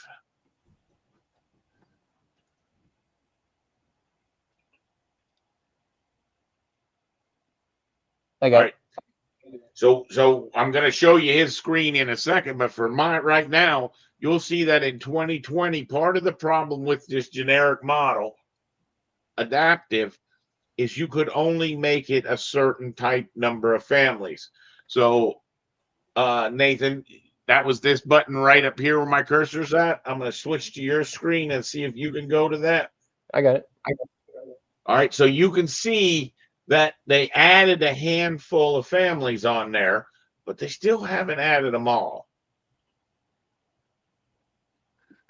Now, that means that you can't make an adaptive family for a valve, which is a pipe fitting, because it's not on that list. Did you see what's on that list? Food service equipment. Yes, they've added new categories. So now we're getting greater numbers of categories. Now understand that would be true of any category of any family. You're now going to have food services. There was some other ones. Medical equipment I thought was pretty neat. Audio. Those are basically the two things that we would fight to decide whether they were going to be on specialty equipment or something else. Correct. and we had to deal with by having a filter or a name or some kind of thing so that we could separate the two off. Yeah. But they've added a fair amount to it. Notice there's also one in there for signage. There's also one in there for roads. But I would still question the fact that how are you supposed to use these adaptive families in your mechanical equipment? See, mechanical equipment's not even listed there. Yeah, I don't see anything for mechanical equipment. Right? No duct accessories, no duct fittings, none of that stuff. No. It would probably just go under specialty, no? And then what the other thing, I'm going to switch back to mine. The other thing that I found is we could take this family here, which was this column family, and we could load it into that family. You can see I'm up to family 31. So I've been playing with these families. So you could actually put that column family into an adaptive model. But if you try to take this adaptive model, let me just draw the simplest of things. I'm just going to do this and then create the form. But you cannot take this family and push it back into that other family. If I try to, it says, and this is where Eric, I think, and Misty, I think we need to come up with a definition. What are those weird families that I just told you, the adaptive model? You can see it says you cannot make an adaptive, cannot be loaded, generic, adaptive, mass, or pattern based. Those, so it's pattern based, generic, adaptive, and mass templates cannot go into a regular family. That could be pretty cool though, because then you could nest into another generic model adaptive. Yes, you could leverage that. Look, there's definitely a way to leverage it. But what's frustrating is how can they make it so that this adaptive family can't go into a regular family? And that's why, I'll be honest with you, that's why I've stayed away from the pattern-based, the generic adaptive, and the mass template. Now, it just says that those are the templates. See, so even if you went back and you went to this guy here and you changed him and said, well, okay, I'm going to make him not generic. I'm going to make him casework because it's a fancy type of handle or something like that. And I want to load that into my cabinet. You're going to find that because it was started from that generic adaptive, it's not going to come in. So the idea is, me personally, there should be some kind of definition for what kind of family this is, as opposed to all of our other families. Does that make sense to you? In other words, looking back at this Chat GPT for loadable families, this should say adaptive.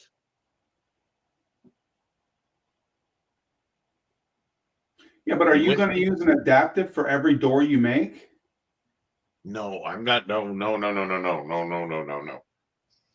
I personally still don't think the adaptive works. I think they're still trying to milk it and make it better by adding it so that you can make other categories of that adaptive family. But I was disappointed when adaptive came out and never really learned to model that way. Now I can understand why someone like Jaffe would pick it up, because to an extent it feels like this. And I know, let's see,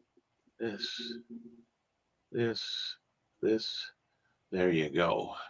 Then you could, nope. How did that work? There you go. And then you could scale. Right. So there's that type of modeling feels very much like the Rhino modeling. Does that make sense? As it doesn't feel like the typical Revit. extrude, revolve, sweep type modeling. It was more face-based. It was more these lines and how to create these lines. And that becomes much more realistic when you start doing round objects, which seemed to be where its strength was. So one of the strengths on that family type is how you place them, right? Because you could do it by just you could have your placement points as many as you want. You could put 2, 3, 4, 5, 10, and they're ordered. So if you're driving whatever you're building off of points, so 3 or 4, maybe I was making triangles. I could feed it lists of 3 sets of 3 points in the right order, and it doesn't matter any size. There's no sizes or parameters driving the size, right? It's just the placement of the points. So that's where it gets really strong. That's where it gets really strong, to automatically place the families into the project. And each family could be a different size, or so each instance could be a different size. But how often does that come into play?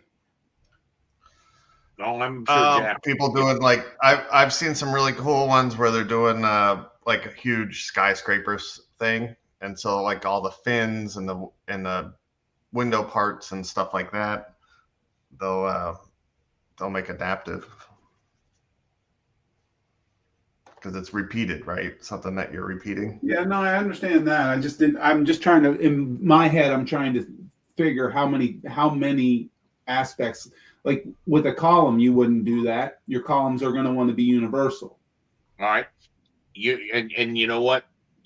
I love so much that you said that, Eric, because that's what I think is lacking the most from this loadable families. So what I want to do is, because when I started looking at all those family styles that were loadable, I think we should give them a 1 to 100 ranking of how much you'll use them. Does that make sense? Let me explain it to you this way. So when I started figuring out all the different families, and I'm like, oh my gosh, there's an awful lot of families. I've never really gone back and kicked the tires on the families. What I did was I just started right with the first alphabetical one, right? I did a baluster. And I was like, well, isn't this baluster really pretty much just the same as a generic model? Well, believe it or not, the interesting thing about the 3 baluster families is you'll notice up here, you can't even change the parameters of them. Okay? So they are very distinct type families. And unfortunately, they can't be used with anything other than a baluster as a part of a railing. What would I give that as a typical ranking? Well, for an average user, unless you're doing a customized rail, you may never need to know that family. Now, I know personally several times in my life in the last 15 years, I've had to fight with these families. Would you agree with that statement? There's been a couple times that you had to try to figure out how these families worked, but you haven't used them all that many times. Therefore, I'm saying we should be giving that a quantifiable number, the balustrade family. And that's what I want a list of, is I want a list of all of the families that are unique. These guys here, these 3 baluster families, but they're only specific to how you create handrails. Now, when I found the curtain wall panel, that one and the door curtain wall, those 2 are the same family. Okay. The only difference being that a curtain wall panel, you'll notice, you should be able to notice that you can change the category to doors and windows. So this is where I would be snapping back at Autodesk that it's not really fair what they did, because if they followed true with their methodology, if you have a curtain wall, a door curtain wall, then I would hope that I would come down here and find a window. Oh, look at that. I'm going to eat my words. They did include the window curtain wall, but we don't need to cover those. We just need to make it available to Nathan or whoever else is going to be joining that's going to try to learn these families, because I'll be honest, I think a lot of people need to learn these families, because all of the questions that Nathan came up with on his early exercise so far have all been related to those families, related to loadable families, that if he just had the families, they wouldn't be much of a question. And if the average company had the families they needed to do their jobs, now that was where you said at that last company you worked at, Eric, you had the group of family builders that provided them, which I still say is a little bit of a weakness, because it's not really good to just have a resource for people to write the families, because the people that have to use them have to know how those families work. Oh yeah, they were not. Well, basically, I think I told you the biggest one that we utilized, or that we didn't utilize from the family department, was the hangars. We built our me and John built our own hangars, every hanger for the project. We didn't use a single one out of the family because they weren't universal enough that you could do it.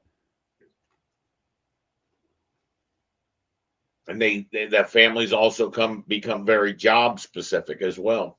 Exactly. We weren't working on a data center. We were working on the NIT, an upgrade to a existing building. So it's not like there was a standard ceiling height or joist height or whatever. We had to fit what was in there. Well, and to get someone to make that family without working on that job would have been ludicrous. Yes. Which is I think that's a very common occurrence. I think that's what is happening to a lot of people. I think that's happening to Mike. He needs us to build these families, but it's also ludicrous for us to build the families without knowing what he needs the family to do. Yes. Does that make sense? Yeah. And that's where I think that we could provide a unique service to people, because they can explain what they needed that family to do. Now, that when Misty turned that family into a column, the one thing that I would say is you need to realize that a column family is a specific, right? We understand that a column family, what's special about a column family? If you were to tell Nate something special about a column family, adopt the material of something that it's running into. Yep. Goes from level to level. Is that possibly why when it was placed as a column family, why it absorbed the wall or the floor height? No, I don't think so. It could be something underneath here automatically joins to walls, so you could turn that off. Brian, I got to head out. I'm sorry, guys. I'll talk to you guys later or tomorrow. Bye, Eric. Thanks. Yep. Eric, I'll send out an invitation tonight for tomorrow. All right. All right. See you, Eric. Later. So what the other thing that was important, Nate, that Misty called out, that was what I was looking for, was a column is also very special, because in this front view, do you see how it's got this level and this level? That's the only family that's got the two levels, that when it comes into the project, you have the ability to say, where is the bottom? Where is the top? The bottom Right. is feet off the floor and the top is 7'8". And that would be a better way to make the column that you tried to make for your project. Okay. See, then you could set some of your columns, and I think you had another project that was this way, where it had a lot of different types of columns, where you can have some that are full height and some that are partial height. Now, what is that family really? That family's really nothing more than a generic model, and they now put one in there that's 2-level based. And I hadn't even opened it, but I would bet if I go into it and I go to a front view, I'm going to see it's got these 2 levels. That makes sense? Yeah, would that not be better to use since it's a generic model? All that happens is when it's a generic model, you would then just want to make sure that you push that to being a column. Oh, okay. But I got you. if you had a piece of mechanical equipment that you wanted to adjust and relate to 2 different levels, you could do the exact same thing there. Now, someone might say, well, why don't we do that with countertops and other things? You really have to look at whether that object is really related to the 2 different levels, so that if you adjust the distance between levels, those columns would actually get stretched, where all your other families wouldn't get stretched. Right. And one I'm most interested in is a planting family. Okay.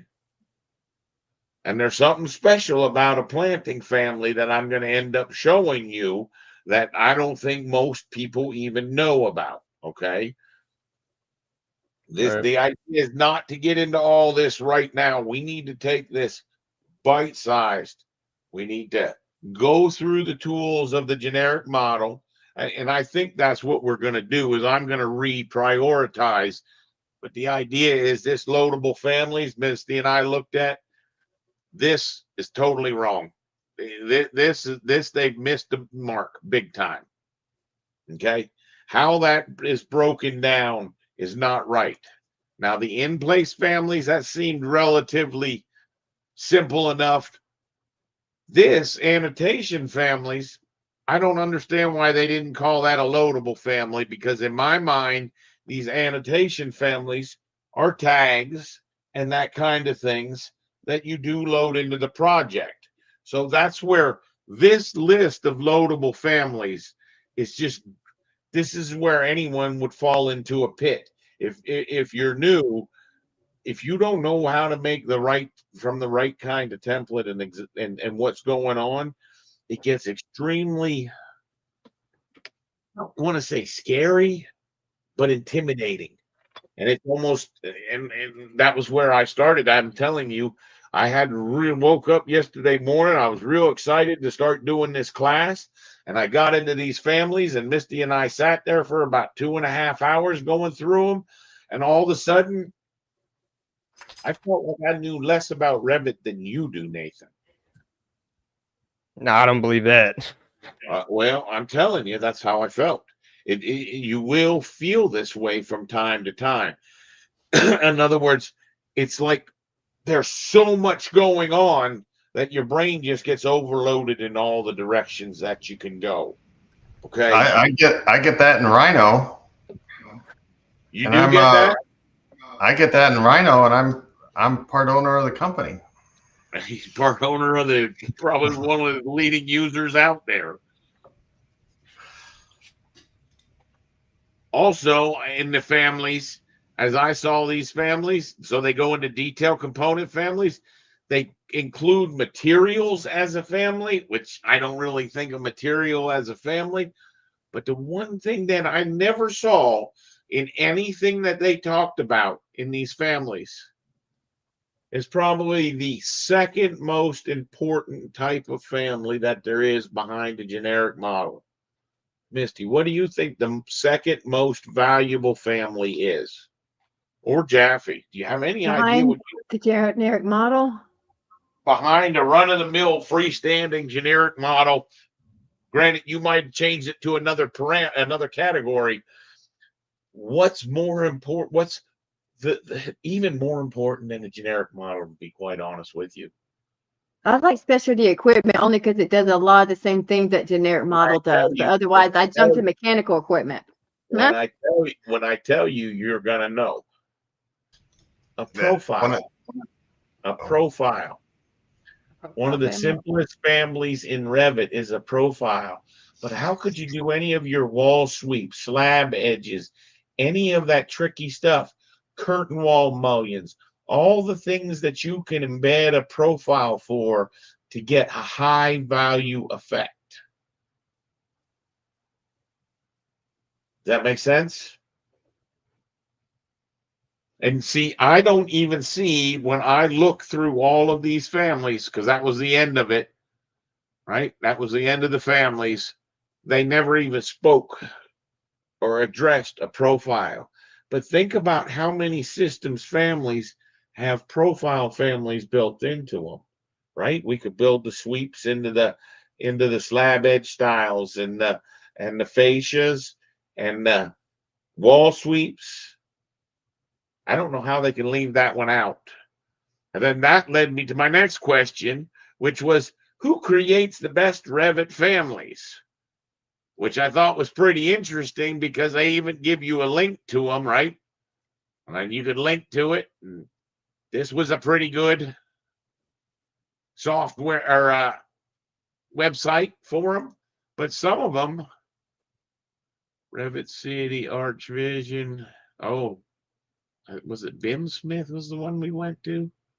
No, maybe the one before it. I noticed that several of these links were broken.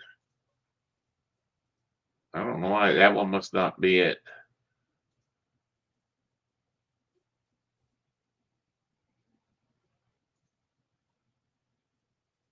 So my thinking is, in us doing the family class, we're going to need to go visit these websites. If these are the premier people out there, and we're going to need to look at how these families are created.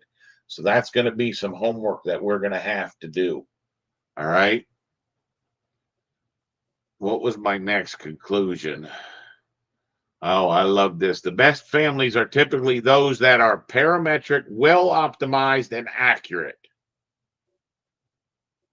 I don't know that I agree with that. That was sort of where we were talking, Jaffe, about, you wanted to develop those best practices kind of thing.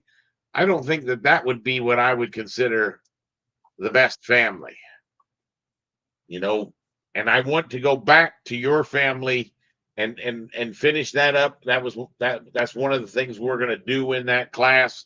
Did you ever hear from that Italian fellow? Are you still there?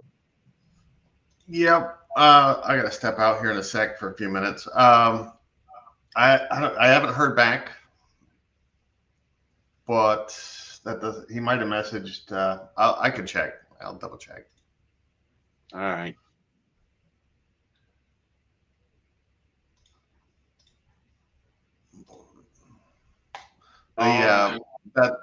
That process still applies, right?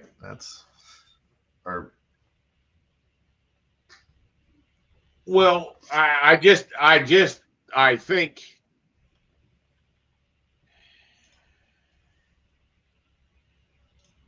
think we need to really go into the Revit families. I think trying to uncover some of the stuff, because I know some of the things I uncovered were like, wait a second, this doesn't even work. Especially with the ceiling and the floor and the wall hosted families. So that's something that we're going to want to look at. Plus, I want to play with a couple more things. But feel free to drop off whenever you got to drop, buddy. I totally understand. I'm just going to go switch my laundry over. Oh, you're fine. You're fine. So, Nathan, the next thing that I asked was, are there many needs for Revit help? And it definitely appears as though the Chat GPT does believe that there are a lot of people in need for these. And it's ironic that the second thing that's on that list is Revit family creation. The first thing on that list is the BIM coordination and collaboration. So the bright part about the BIM coordination and collaboration for someone like you is That's not even saying somebody that draws in Revit. Okay. So for the first two types of people that are needed right now for Revit, they're not looking, it's not like there's a great need for architects to need someone to draw on house, right? What they need is people who can do coordination, people who can make the families, which is why I think it's so critical that we give you this good basis for understanding on the actual Revit families themselves. Okay. Right. The next is project setup and templates. And we're going to end up going through most of that stuff. So you're going to have that. I'm hoping that those first three are going to be skills you're going to walk away with, which then gets you to Revit training and support, which is probably going to be a little bit before you're ready to give people support. But that's something that I would want you to be able to do, because that's, if you notice, that's what I push in Eric and Misty and myself to do. Right. Then you get into modeling and detail. Then there's rendering and visualization, then troubleshooting, then this. Do they even talk about? Look at that. They don't even have Jaffe's workflow in there. See this customization and automation? Right. Yeah. That screams what Jaffe's been able to do. But for some reason, it's missed by the Chat GPT. Then they got Revit for BIM management. Then they talk a little bit about where you can get work. So what I want you to understand is you could do some of this searching on your own. But I think I asked, the next question that I asked was, give me something to draw in Revit. And guess what it said you should draw? A simple residential floor plan, small house or apartment. Okay. Yeah. This is what you should be able to do. This is the list of what I'm hoping that you can do. So why don't I just take this right here?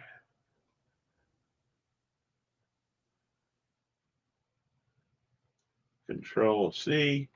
And I'm just going to mail that fella to you right there so that you can continue to move forward.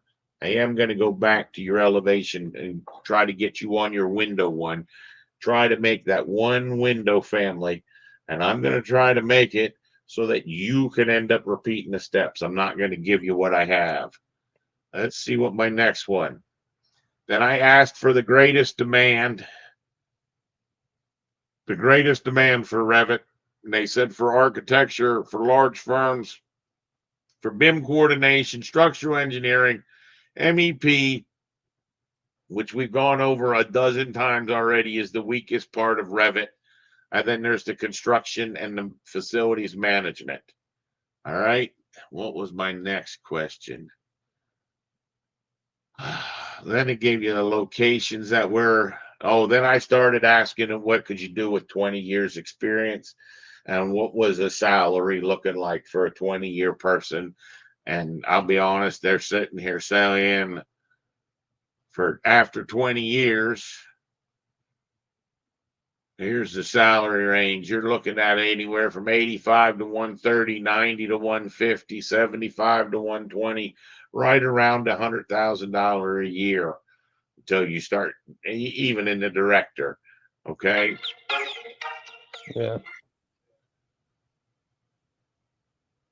And did I have any more questions? No. I think you got. Wait, did you not skip one right there? Go back up. Keep going. Yeah, dude. Right there. This was the best way to teach Revit. And that was where I started to come up with the idea of the syllabus. No, okay. Building components, advanced tools, collaboration, and we will go. That was exactly what I was envisioning that we were going to do. And then this is the focusing on hands-on learning, which I don't think you're going to get more hands-on than what we're trying to push you for. That's where I said I'm going to paste that, what Chat GPT, or you could really type that into Chat GPT. How do I learn to draw in Revit? And it's going to give you that exact same feedback. And I think that was the end of what I'd done.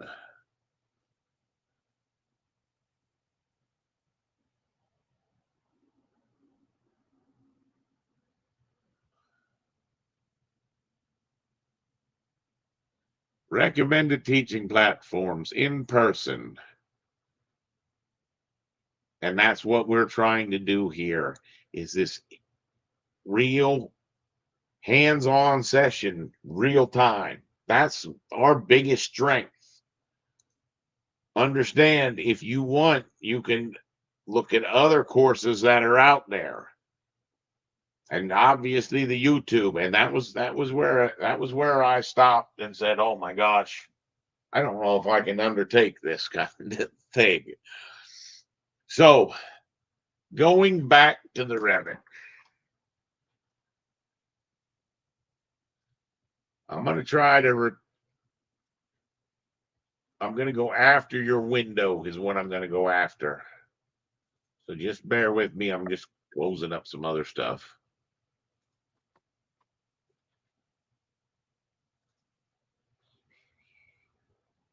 There you go.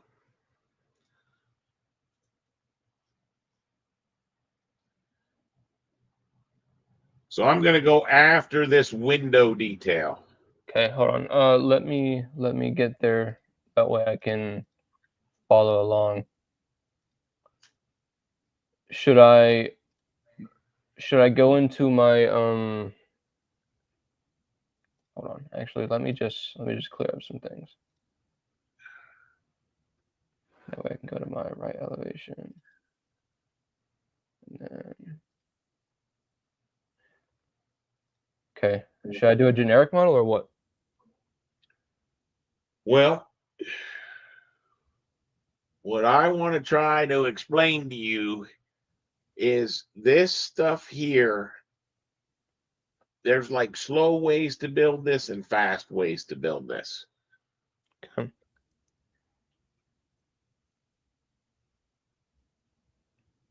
I'm gonna go ahead and try to build it in the faster way.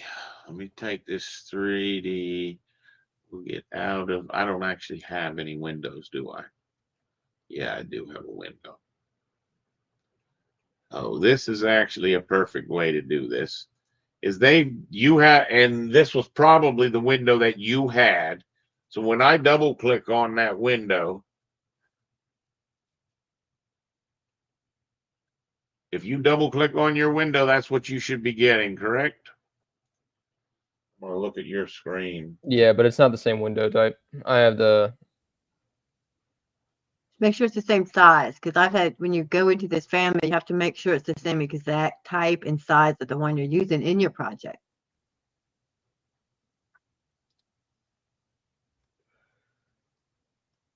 If there's several different types in there. 4'8" by 4'8". That's the type. The window is the double hung. Oh yeah. Okay, yeah. You're right. You're right. The family is the double hung. And see what happens is, I'm going to share my screen. So when you open that family and go to a 3D view, the first thing that you don't end up seeing is they have turned the wall off. Okay. Yeah. Because every window, in order for it to cut a wall, it has to be wall hosted. Okay. So they confuse you by turning off the wall. I'm just going to do a VV, which is going to go like this, and then I could turn the walls back on.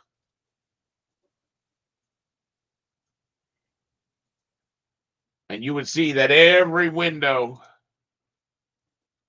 that's going to cut a hole in the wall has to have that wall host in there. But they turned it off, which can confuse you. Okay. Now, you should already have something that looks very similar to this down below. See, when your windows are placed, why is this not a double hung? How did this get changed from double hung? No, I just happened to open the casement window. So if you'll share your screen with me, so you're in your wall family double hung. Yep. All right. So take me back to your 3D view of your project. Okay, so you've got most of what you need. You just don't have that top section. All right, and mine is similar. So I'm going to go back to my screen.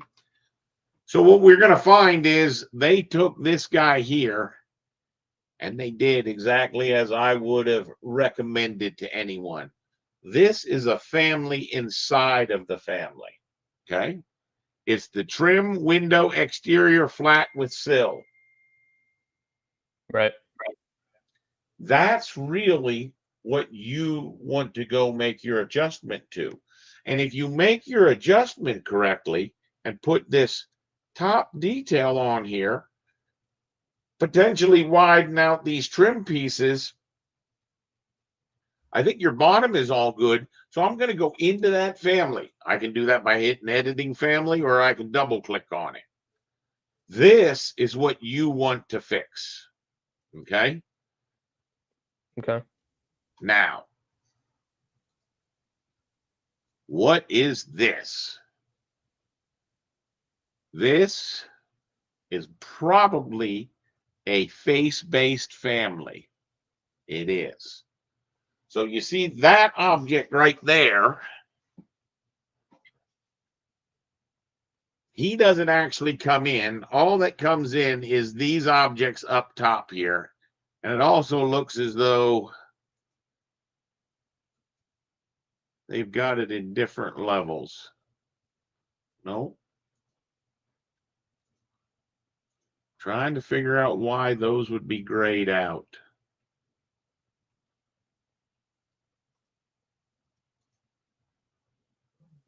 That's why. This guy's visibility and setting, not left and right. What about this one? Visibility and setting, not left and right.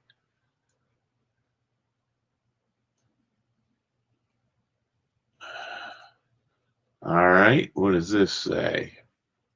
All right, so what they've done, and this is gonna this is why I would sooner you build this up from scratch as opposed to go back and try to decipher what someone else has done, because these guys have some skills. But what they have is there's a checkbox somewhere in that window to tell you, let's see, it tells you whether you got a picture frame or a sill. So I'm going to go back to your screen. If you go back to your 3D view of the house, pick on one of those windows. All right. If you say edit type, somewhere it's going to tell you whether it's a sill or a, scroll down. Keep going to other, mutton height and mutton width.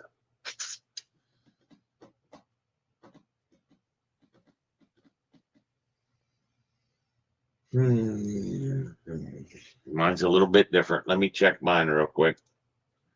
Let's see.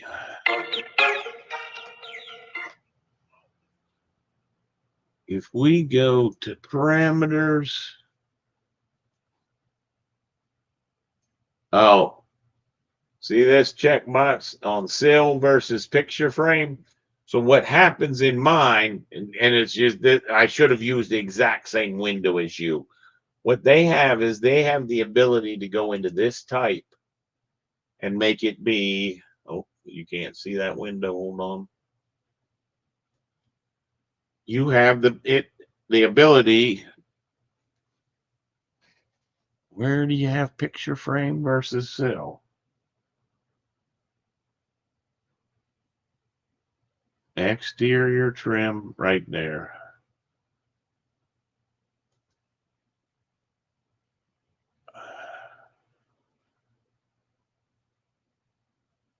Yeah, they've made a really complicated window. I think they want that to go to sill. It can be hard, these windows, they can be a little hard sometimes. Not hard, but a pain.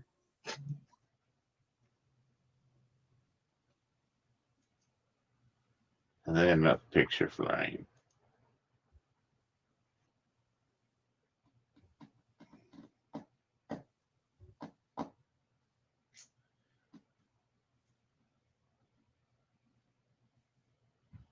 And see, the problem is the more complex they make it, the harder it is for you to make these adjustments.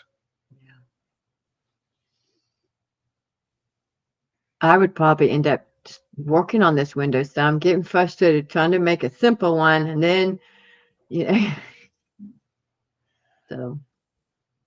Is there any way would it be easier just to take the image and create it from scratch, like you said, or is this the fastest way?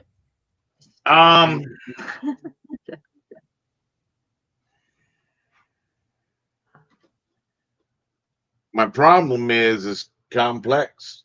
This is like 12th grade Windows, and you're still like in 6th grade.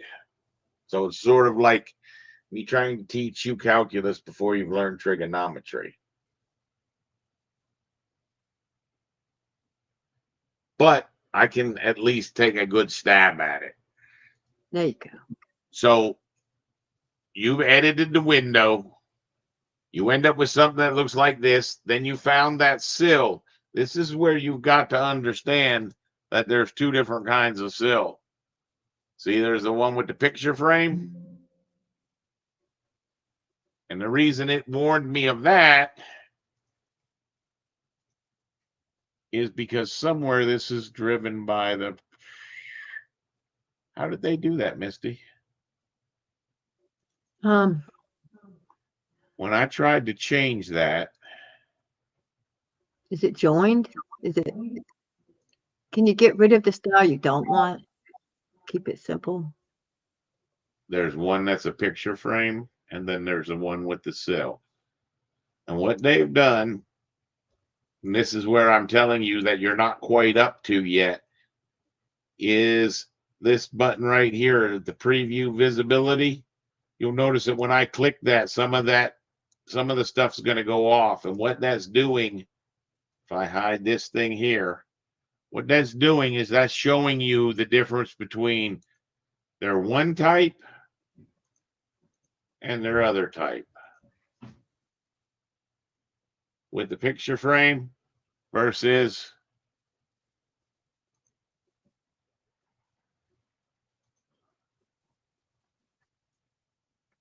And what I would end up doing is, if I was using that one window, I would get rid of the other types, and then it would be easier to at least try to solve what's left. Whatever you want to. and then they adjusted all these dimensions, opening width, opening height. All right. And what about this? I got another question. What's this parameter? They left it as a generic model.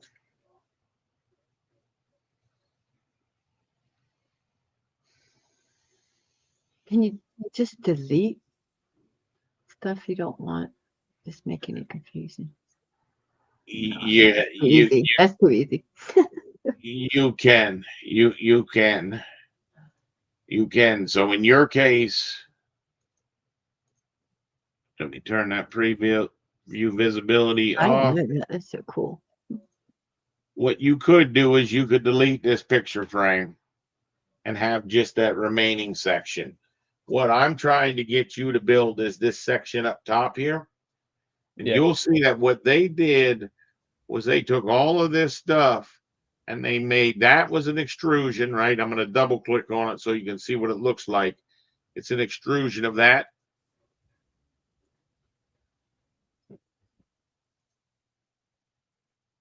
This one here is probably going to be an extrusion, but now this extrusion was in this direction. The other extrusion was in that direction. Now, I would question why you made it the one direction versus the other. You're going to find that they did all of that because one of the most important things about this family is that it has the ability to change the width. I can make this a 5 foot by 5 foot window. Okay. Yeah. Now, all of that's being done in this floor plan with all of these reference levels.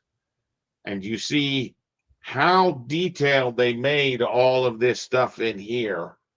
And this is why it's, if you make these families super adjustable, they become super frustrating to go try to do anything with them. Okay. So I'm going to go ahead and I'm going to ditch all this and I'm going to say, my recommendation to you is to take this guy here and take him out of here. I'm just going to actually delete him. Okay. Now, I do want to, if you do not see the walls, you go to VV and you turn those walls on. Right. Now, the way I've always done this is a little bit different than what they did. They used a wall hosted family to lock that to the face of the wall. Because what you've got to understand that will get frustrating real quick is you'll get your window to work, but then it'll go into a wall that's a different thickness than this 6 inches. So if you're going into a wall that's 1 foot, you see how when that wall changed, all of this window stuff information changed? Yeah. What we want to do is we want to make a family that goes on the face of that wall that is our trim package. Okay? Oh, hey, I gotta go. I'm sorry. I was supposed to help my mom. I'll be right back. All right, you're fine. Okay. So- we're Go ahead. gonna create a new family that goes on the face of that wall Correct. for that trim. Correct. Okay. And what I've always done that as, so that's a new family. I've always started with this generic model where that person did a generic model face based. And if you looked at that, remember theirs was laying down on its face. The reason I do mine is I'm going to do this on this front face. Okay, so if I go to my front face of this new family, and all I'm going to simply do is draw in 4 reference planes. The bottom of my sill, the head of my window, my left side, and my right side. Okay? What that then would allow me to do is with some dimensions, this is going to be my height. This is going to be my width. This one here, I'm going to make be equal so it stays centered around there. So now to make those things be parameters, all I do is pick the dimension and go to that button right here. Okay. This would be my width.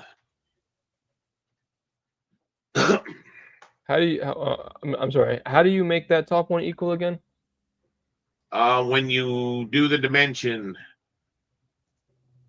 watch it. Good question. When I do that dimension, 1, 2, 3 dimensions. See that little equal? It says non-equal. I see. See You it? did 3 dimensions. I only did 2. Yep, that's what did it. I see. Yep, I got it.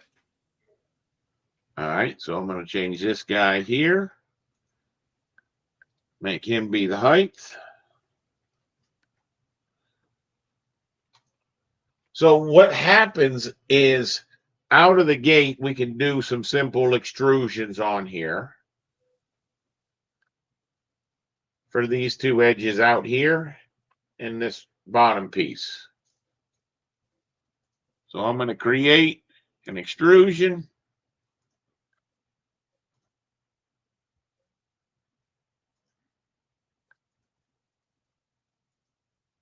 Right, and then down here at the bottom, this one's going to sort of be like this. All right, so I'm saying that all of that information right there is a 1x1 material. Or I'm sorry, a 1 inch. Let's actually check the size of it. So you know how we did that little game where we tried to copy and paste and snip and do all that stuff? Let's try to do it the more Revit way. All right, because we know that the height of it's going to be the height of the window. What I'm really curious about is if I was to draw a detail line, what is the width of this? It looks like that's about a 3 inch. What is the width of this one? That looks like that's a 5 inch. And from here to here, that looks like that's 2 inch. So all I'm going to use is those exact same numbers over here. Okay. Now this is where, when you first get going, you're thinking, oh, that would be beneficial for me to make that parametric. And I'm even going to show you how I could make that parametric. But I'm going to now just put that in. So we said that this number was 3 inches. This number was 3 inches. This number was 2 inches. And this number was 5 inches. Now, this might be a good time for me to change my scale just a little bit to try to make it. That's not too good. Too small. That you can read. All right. Trying to get this one dimension so that you can see it. So now all we need to do is we need to finish that extrusion. When we do, it's extruding that by 1 foot. So let me show you that in 3D view. Well, we only want that to be, like I said, 1 inch or maybe 3/4 of an inch. Oh, not 2 inch marks. There you go. Okay, so that's just those little trim boards. They go around the outside of it. Now, this one here, if you remember what they did was they went to the left view. They came in here and they said, create an extrusion. What they're trying to draw was something like this. That's the windowsill, right? That's the windowsill, correct? Going back, sorry. You're fine. Whew, I told her I'd unpack groceries. So now this one here becomes a little bit of a challenge. If I go back to my 3D view, it's this little guy, right? And what we want is that to be out here to this edge. And we want this one to be out here to this edge. And you see it extends a little bit beyond. Now, the problem is everything I put in so far will adjust on its own. So if I go from 3'9" to 4 foot by 4 foot, you'll see that the bottom, all those face boards that I made worked, but this guy did not grow with it. So that I could, and remember, we got different size windows. That's why it's important for that to be able to grow. Well, the only way to get that guy to grow is in this front view. What we have to do is we have to create some reference planes. Okay. And I'll show you why you have to create these reference planes. So we got one down here and one out here. You'll notice I didn't try to draw those accurately because what I'm going to do is I'm actually going to dimension from here to here. And from here to here. And I'm going to say that this is indeed 5 inches. And then I'm going to take that and lock that dimension. So this one here, I picked this and I'm going to make this one 5 inches and I lock that dimension. Now locking it, what does that do again? What that's going to do is that's going to mean The reason it has to be locked in it is when I change the width of the window to 3 foot. You see how those things kept their 5 foot dimension or the 5-inch dimension? Yeah. That's why I had to lock those. If it was not locked, now I'm going to change it to a 2 foot dimension.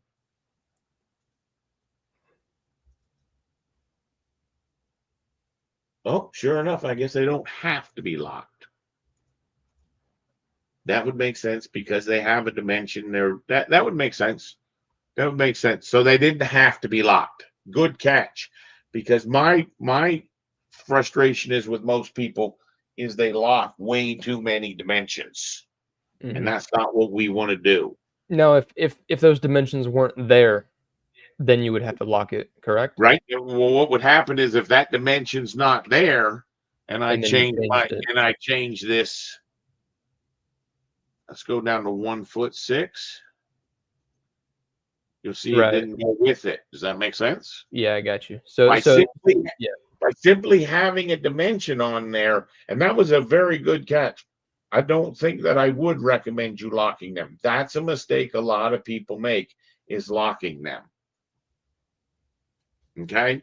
Yeah. Because that would mean that without it being locked, I don't have to come in and unlock it. All I have to do is pick that and say, no, this is 6 inches. Right? I could change this so that I could get a longer sill extension if I wanted. But the idea is where an extrusion starts and ends, that's related to its work plane. And it's not easy to make that grow parametrically. We have to put in a reference plane, and then you'll see I drag this back to here, and then that I do need to lock. Okay? Right. That way it'll move with the plane. Correct. Now, and this one here, I'm going to prove this. I'm not going to lock that one. And we're going to change this to 2 foot. And you're going to see the one or 3 foot, and we're going to see the one's going to move and the other one's not. See how the one didn't move? See how this side didn't move? Because I didn't have it locked. Because that's its extrusion start or end point. That's why that has to have that reference plane to lock that down. Okay? Right. But what you want to understand is those reference planes, the reason I drew those reference planes, because some people would say, do I even need to draw those reference planes? Can't I just draw all these shapes? Those reference planes act like bones under our skin. When the reference plane moves, the skin moves around it. So that's why I didn't have to lock this guy down. I just had to throw those dimensions, but I didn't have to lock any of them. So you can see we've really got all of the bottom part of the window done. The only thing we're really lacking is this one here. And I'm going to show you the right way to do that. This is where, should I want to try to trace this out, okay, even though I probably wouldn't try to trace it out, I'm going to go through the process. If you would just make a region and you would say,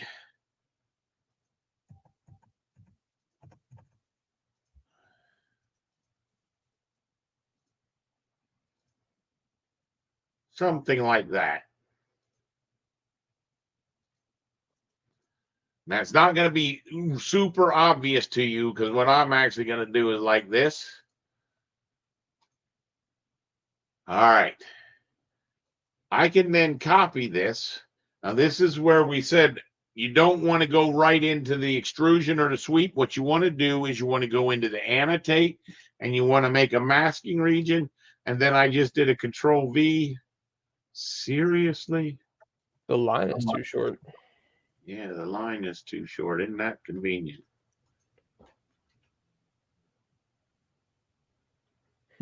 Would you have to extend that to the middle then? We'll just throw that away. I'm just going to draw it the way I would. All right. So my recommendation and how I would draw this thing is if I went to the plan view. All right.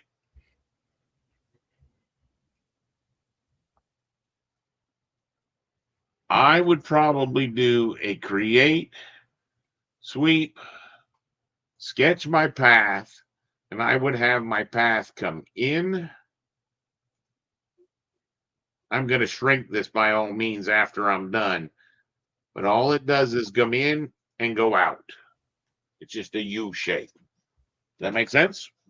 Yeah.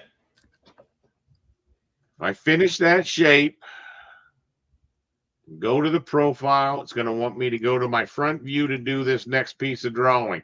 Now you see how this is way down here? Yeah. What I'm actually going to do is draw it up here where it's at. And I'm going to say this thing just goes over a little bit. Let's pretend I measured this to be a 3-inch piece. And then a little short guy. And I might even go up at an angle.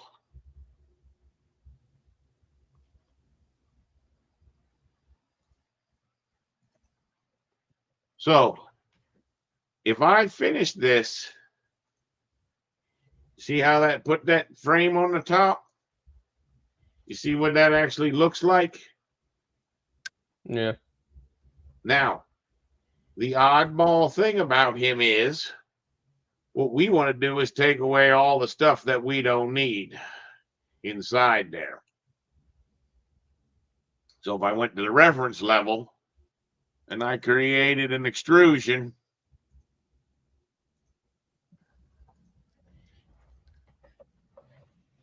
let's take that back to the 3D view.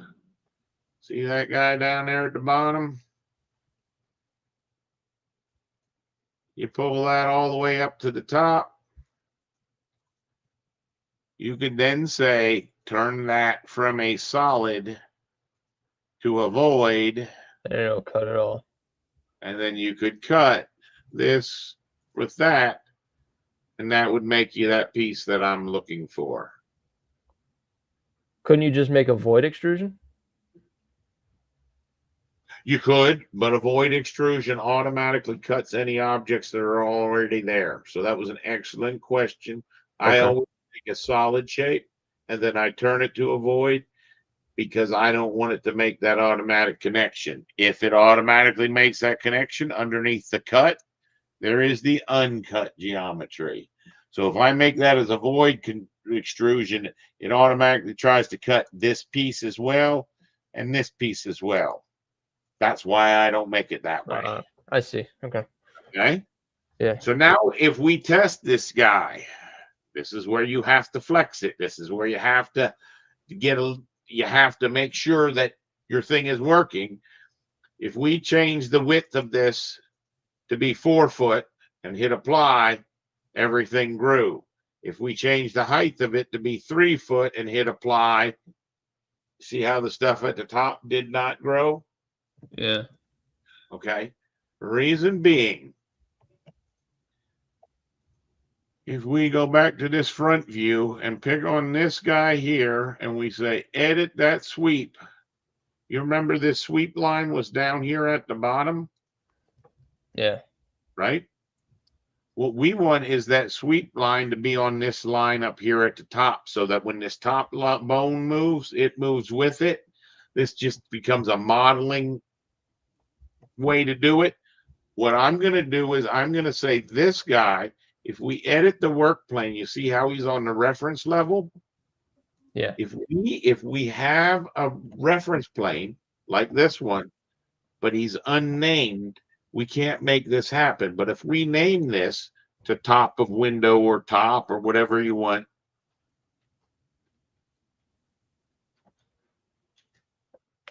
what we can then do is take this object and say edit the work plane and make that go to the top of the window. Okay.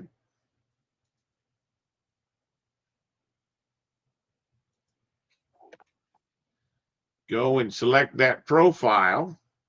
We take this profile right here and move this back down to where he needed to be.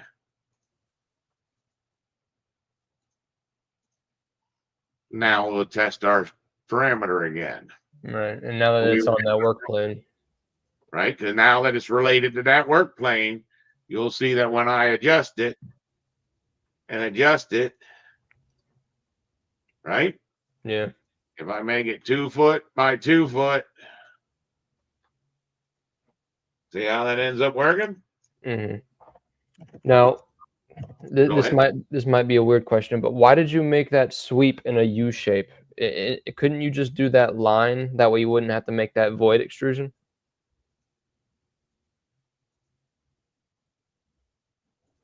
Or is there a reason for that U shape? Will it only? Just watch. So we can actually delete those 2 lines. So it's just a straight line. You see how this on this edge returned back like that? Watch how it's going to be now. I see. Okay. Okay. Yeah, that makes a lot more sense. That Right? way you can, yeah, that makes a lot more sense. So by me putting, and it doesn't have to be that much of a return, but just a little bit of a return.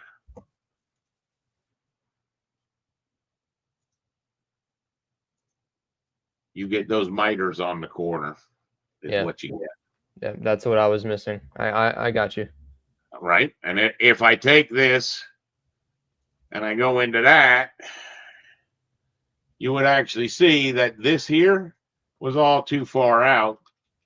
I really want it just hugging back in there.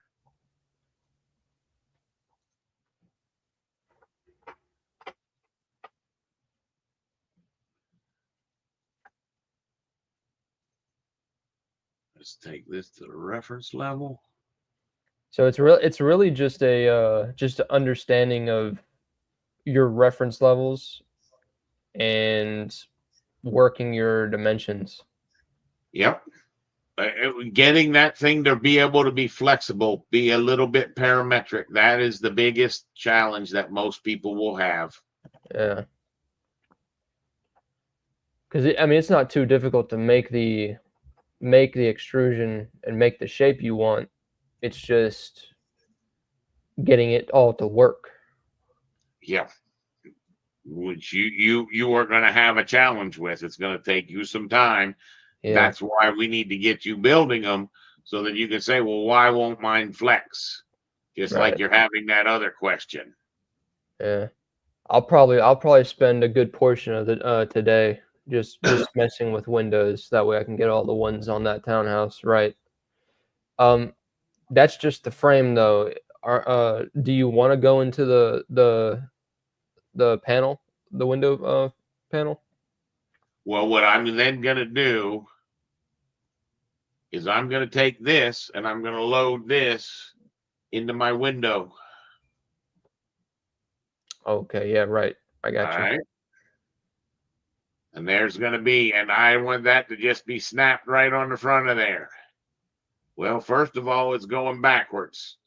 I'm going to hit the space bar 2 times so it's going the right direction. All right. Now, well, this is where it gets tricky. So that guy, remember how I was able to flex it before? I have these 2, width and the height. Yeah. And what I do is I say the height is going to be equal to the Window inset? nope, to the height. And then Okay, this that makes one sense. would be the width. Okay. So now what you're going to find is if I change the height and the width to a 4 foot by 4 foot window, you're going to see, even though my window's not attached to it, my window frame trimmed out. Now the only thing you're left with doing is going to that elevation and saying align the center of the window with the center of my window frame and locking it. And then the center, or you could probably, let me rethink that. You could probably do the bottom of the window with, there should be one in here, and locking that. Now, if you looked at your 3D view, nope, that wasn't it. Your 3D view. Change this to 1.5. Change this to shaded. So you can see the last thing that I'm missing is lining up the face of that wall to that face of that window. Okay. Now this is where, if you don't pin this, I'm going to show you what happens if you don't pin this. So I could say align. It's trying to find the center of the wall. I can hit tab and find the face of that wall.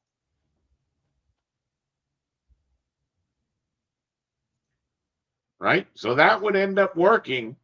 When I put that in a window, what would happen is it would end up floating. And the reason I know that, remember how we did the flexing by going here? We got to flex the model by changing these parameters. Well, another way to flex it is if it's a wall hosted family, I would have to change the width of the wall. And you see, if this was only a 6-inch wall, if what I've done works, my frame will go back to that 6 inches, which is not going to happen. You're going to find that that thing is now floating off of that face. And that's where what I would do,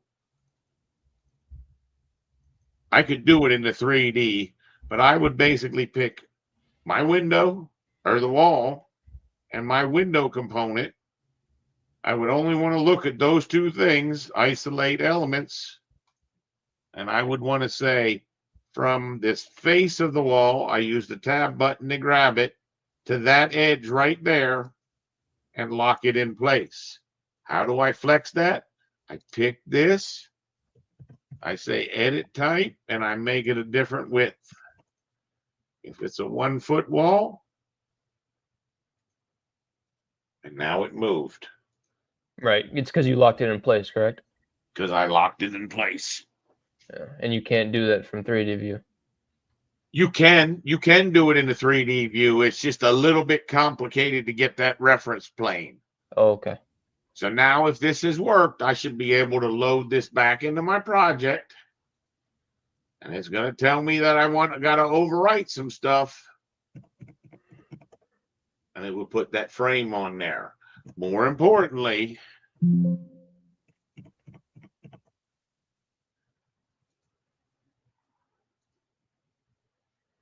all right, let me push it back in there. I was in the middle of a command and it wouldn't let me do it.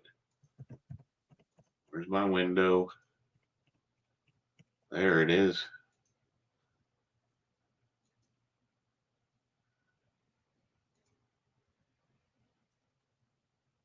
All right.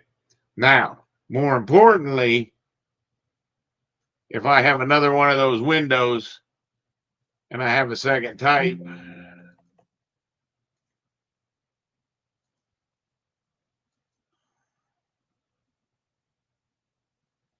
you see how all of my windows could now have their same frame width if I've made an appropriate frame to go on it. Yeah.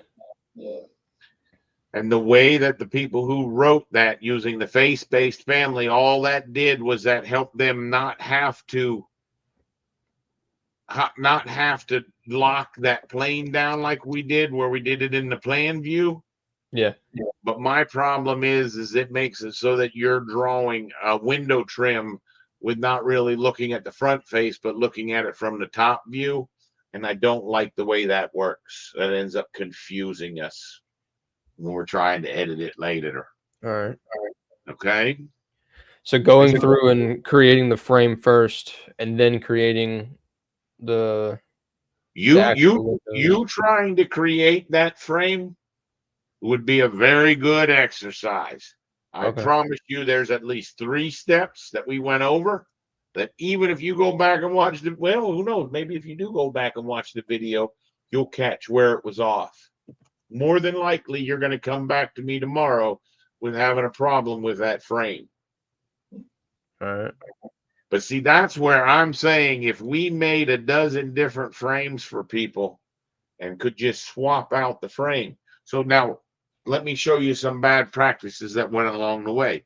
If I edit that wall or edit that window, turn everything else back on, see, already out of the gates, this has too many reference planes in it. Right. Okay. If you notice, I tried to keep it, some people don't want to draw any reference planes. And then the next mistake you make is you draw way too many reference planes. You either don't draw any or you draw too many. Oh, What, sorry. You're fine. What you got to try to do is find that perfect No, you're good. Keep comfortable going. level. All right. But what was I going to say? Oh, so when we made that frame, what we're going to find is you see how you pick him and you see how he says he's family 36. And even Misty said today, she said, well, just save as and save that as column 1. I don't generally recommend that. But when it's working for me, once it's working and I've tested it, I make sure that I go back in there. And what you're going to find is under families, under generic model, right there's that family. Is that what it said? Family 36? Yeah, family 36. And what I would name this guy is into exterior trim. Once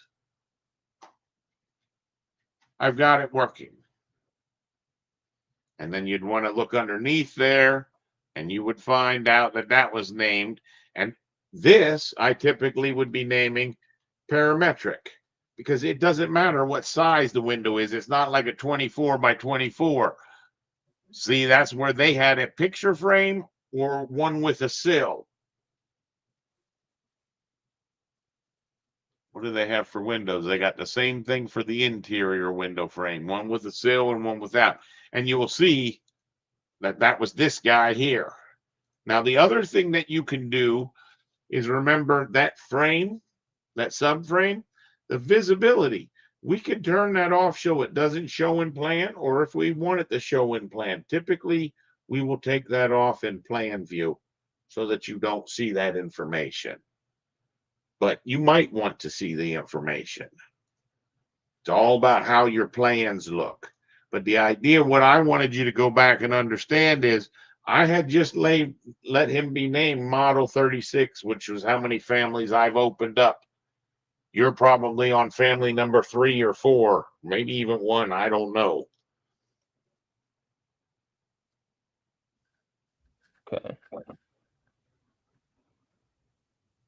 But my recommendation, and then as far as tomorrow goes, if I looked at the 3D of this window, see that thing right there? Yeah. Those are the muttons. I didn't mean to double click on it. What I wanted to do is you actually don't need one of those in your bottom, right? You only, if I'm looking at this view here, see how you don't have it in the bottom? All I'm saying is you go to one of those guys and delete it, put that new trim on the outside, load it into your project. And what you should get is just realize my windows are going to be on the sides. See how they now have mullions in one corner and not in the other?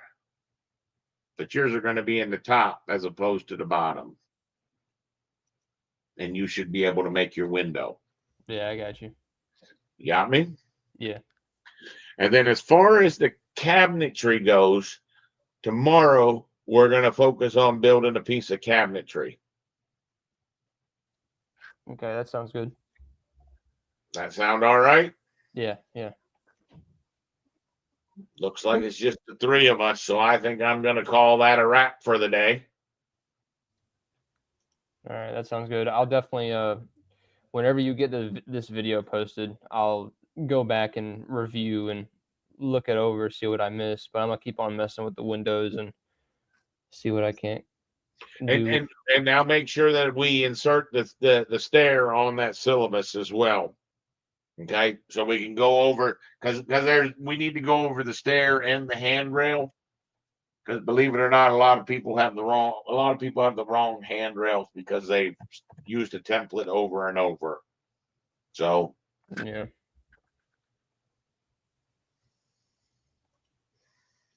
Okay. Misty, any ideas from you? About what we're going to do tomorrow.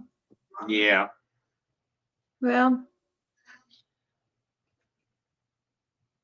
you know, Let's see. If I take this, one of your questions that you had, you can still see my screen, can't you, Nathan?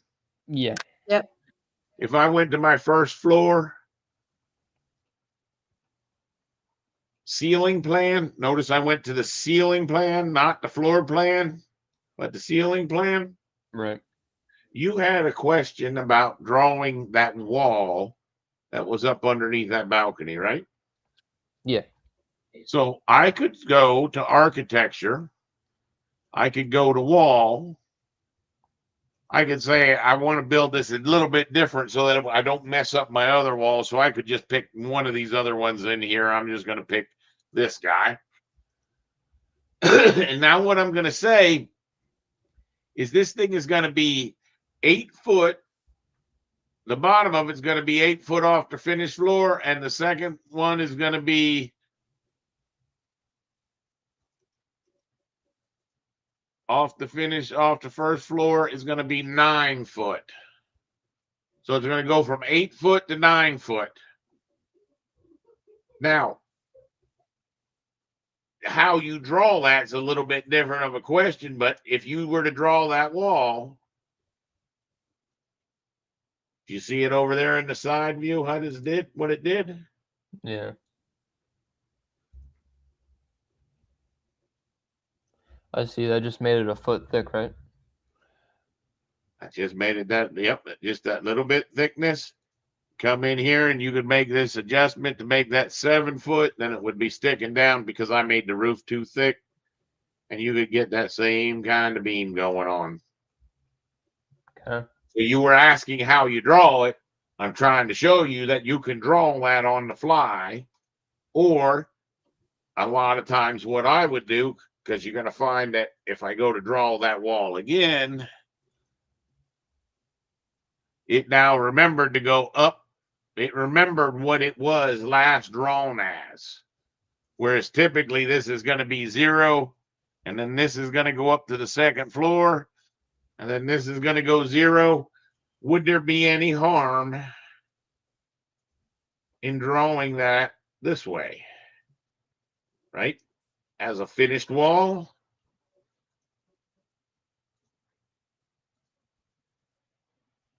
You could make this attached to the roof, right? So it's not sticking up through the roof. And we Yeah. can make this be 7 foot. 2 ways to draw it, same effect. Yeah. That seems a little bit easier. Well, that's why I wanted to show you both ways, but I wanted to answer your question on how you draw it. Right. Okay. Yeah. The only thing that I saw that I'm hoping on your own, go get a toilet, go get a washer, go get a dryer, go try to get a bathtub. You should also be able to find this closet rod and shelf. Yeah. Those I do should think all I be- have those. Well, try to populate those. Okay. And remember, tomorrow morning or tonight when you get done, save that file and attach it to an email and send it to me, Eric, and Misty. Okay. So that tomorrow, when you say, why is this 1 3/16 below this line? One of us can decipher what exactly happened to do that. All right. And don't feel like you have to have that done for the morning. You can draw on that a little bit in the morning when we're going to continue to cover the syllabus. I know I was hoping to kick the class off this week, but I didn't do enough homework to actually get through this syllabus. I need to get through this syllabus. I need to refine it a little bit and then provide it to everyone involved so that we can look at this next 90 days. Okay. Yeah, that sounds good. It's good talking to you again. Yeah. Glad you made it through Thanksgiving. Yeah, me too. A lot of food. That wasn't bad. It was a 3-hour session. Tomorrow we're going to do 4, and then we're going to do 5, and then we're going to do 6, and we're going to try to get us up to a level where we're doing this 8 hours a day. Okay. All right, Yeah. Good. buddy. Have a good night. Don't stay up too late. If you don't jump on first thing, I'm probably going to start the stream at about 9 in the morning. But like I said, I don't mind you jumping on a little bit later because us going through the syllabus, you really can't help me set that up. It's really going to be the experts that we need to get this refined through. All right. All right. Yeah. All right, Misty. Thank you very much for joining. And we'll talk tomorrow. All right. See you, Okay. buddy. See ya.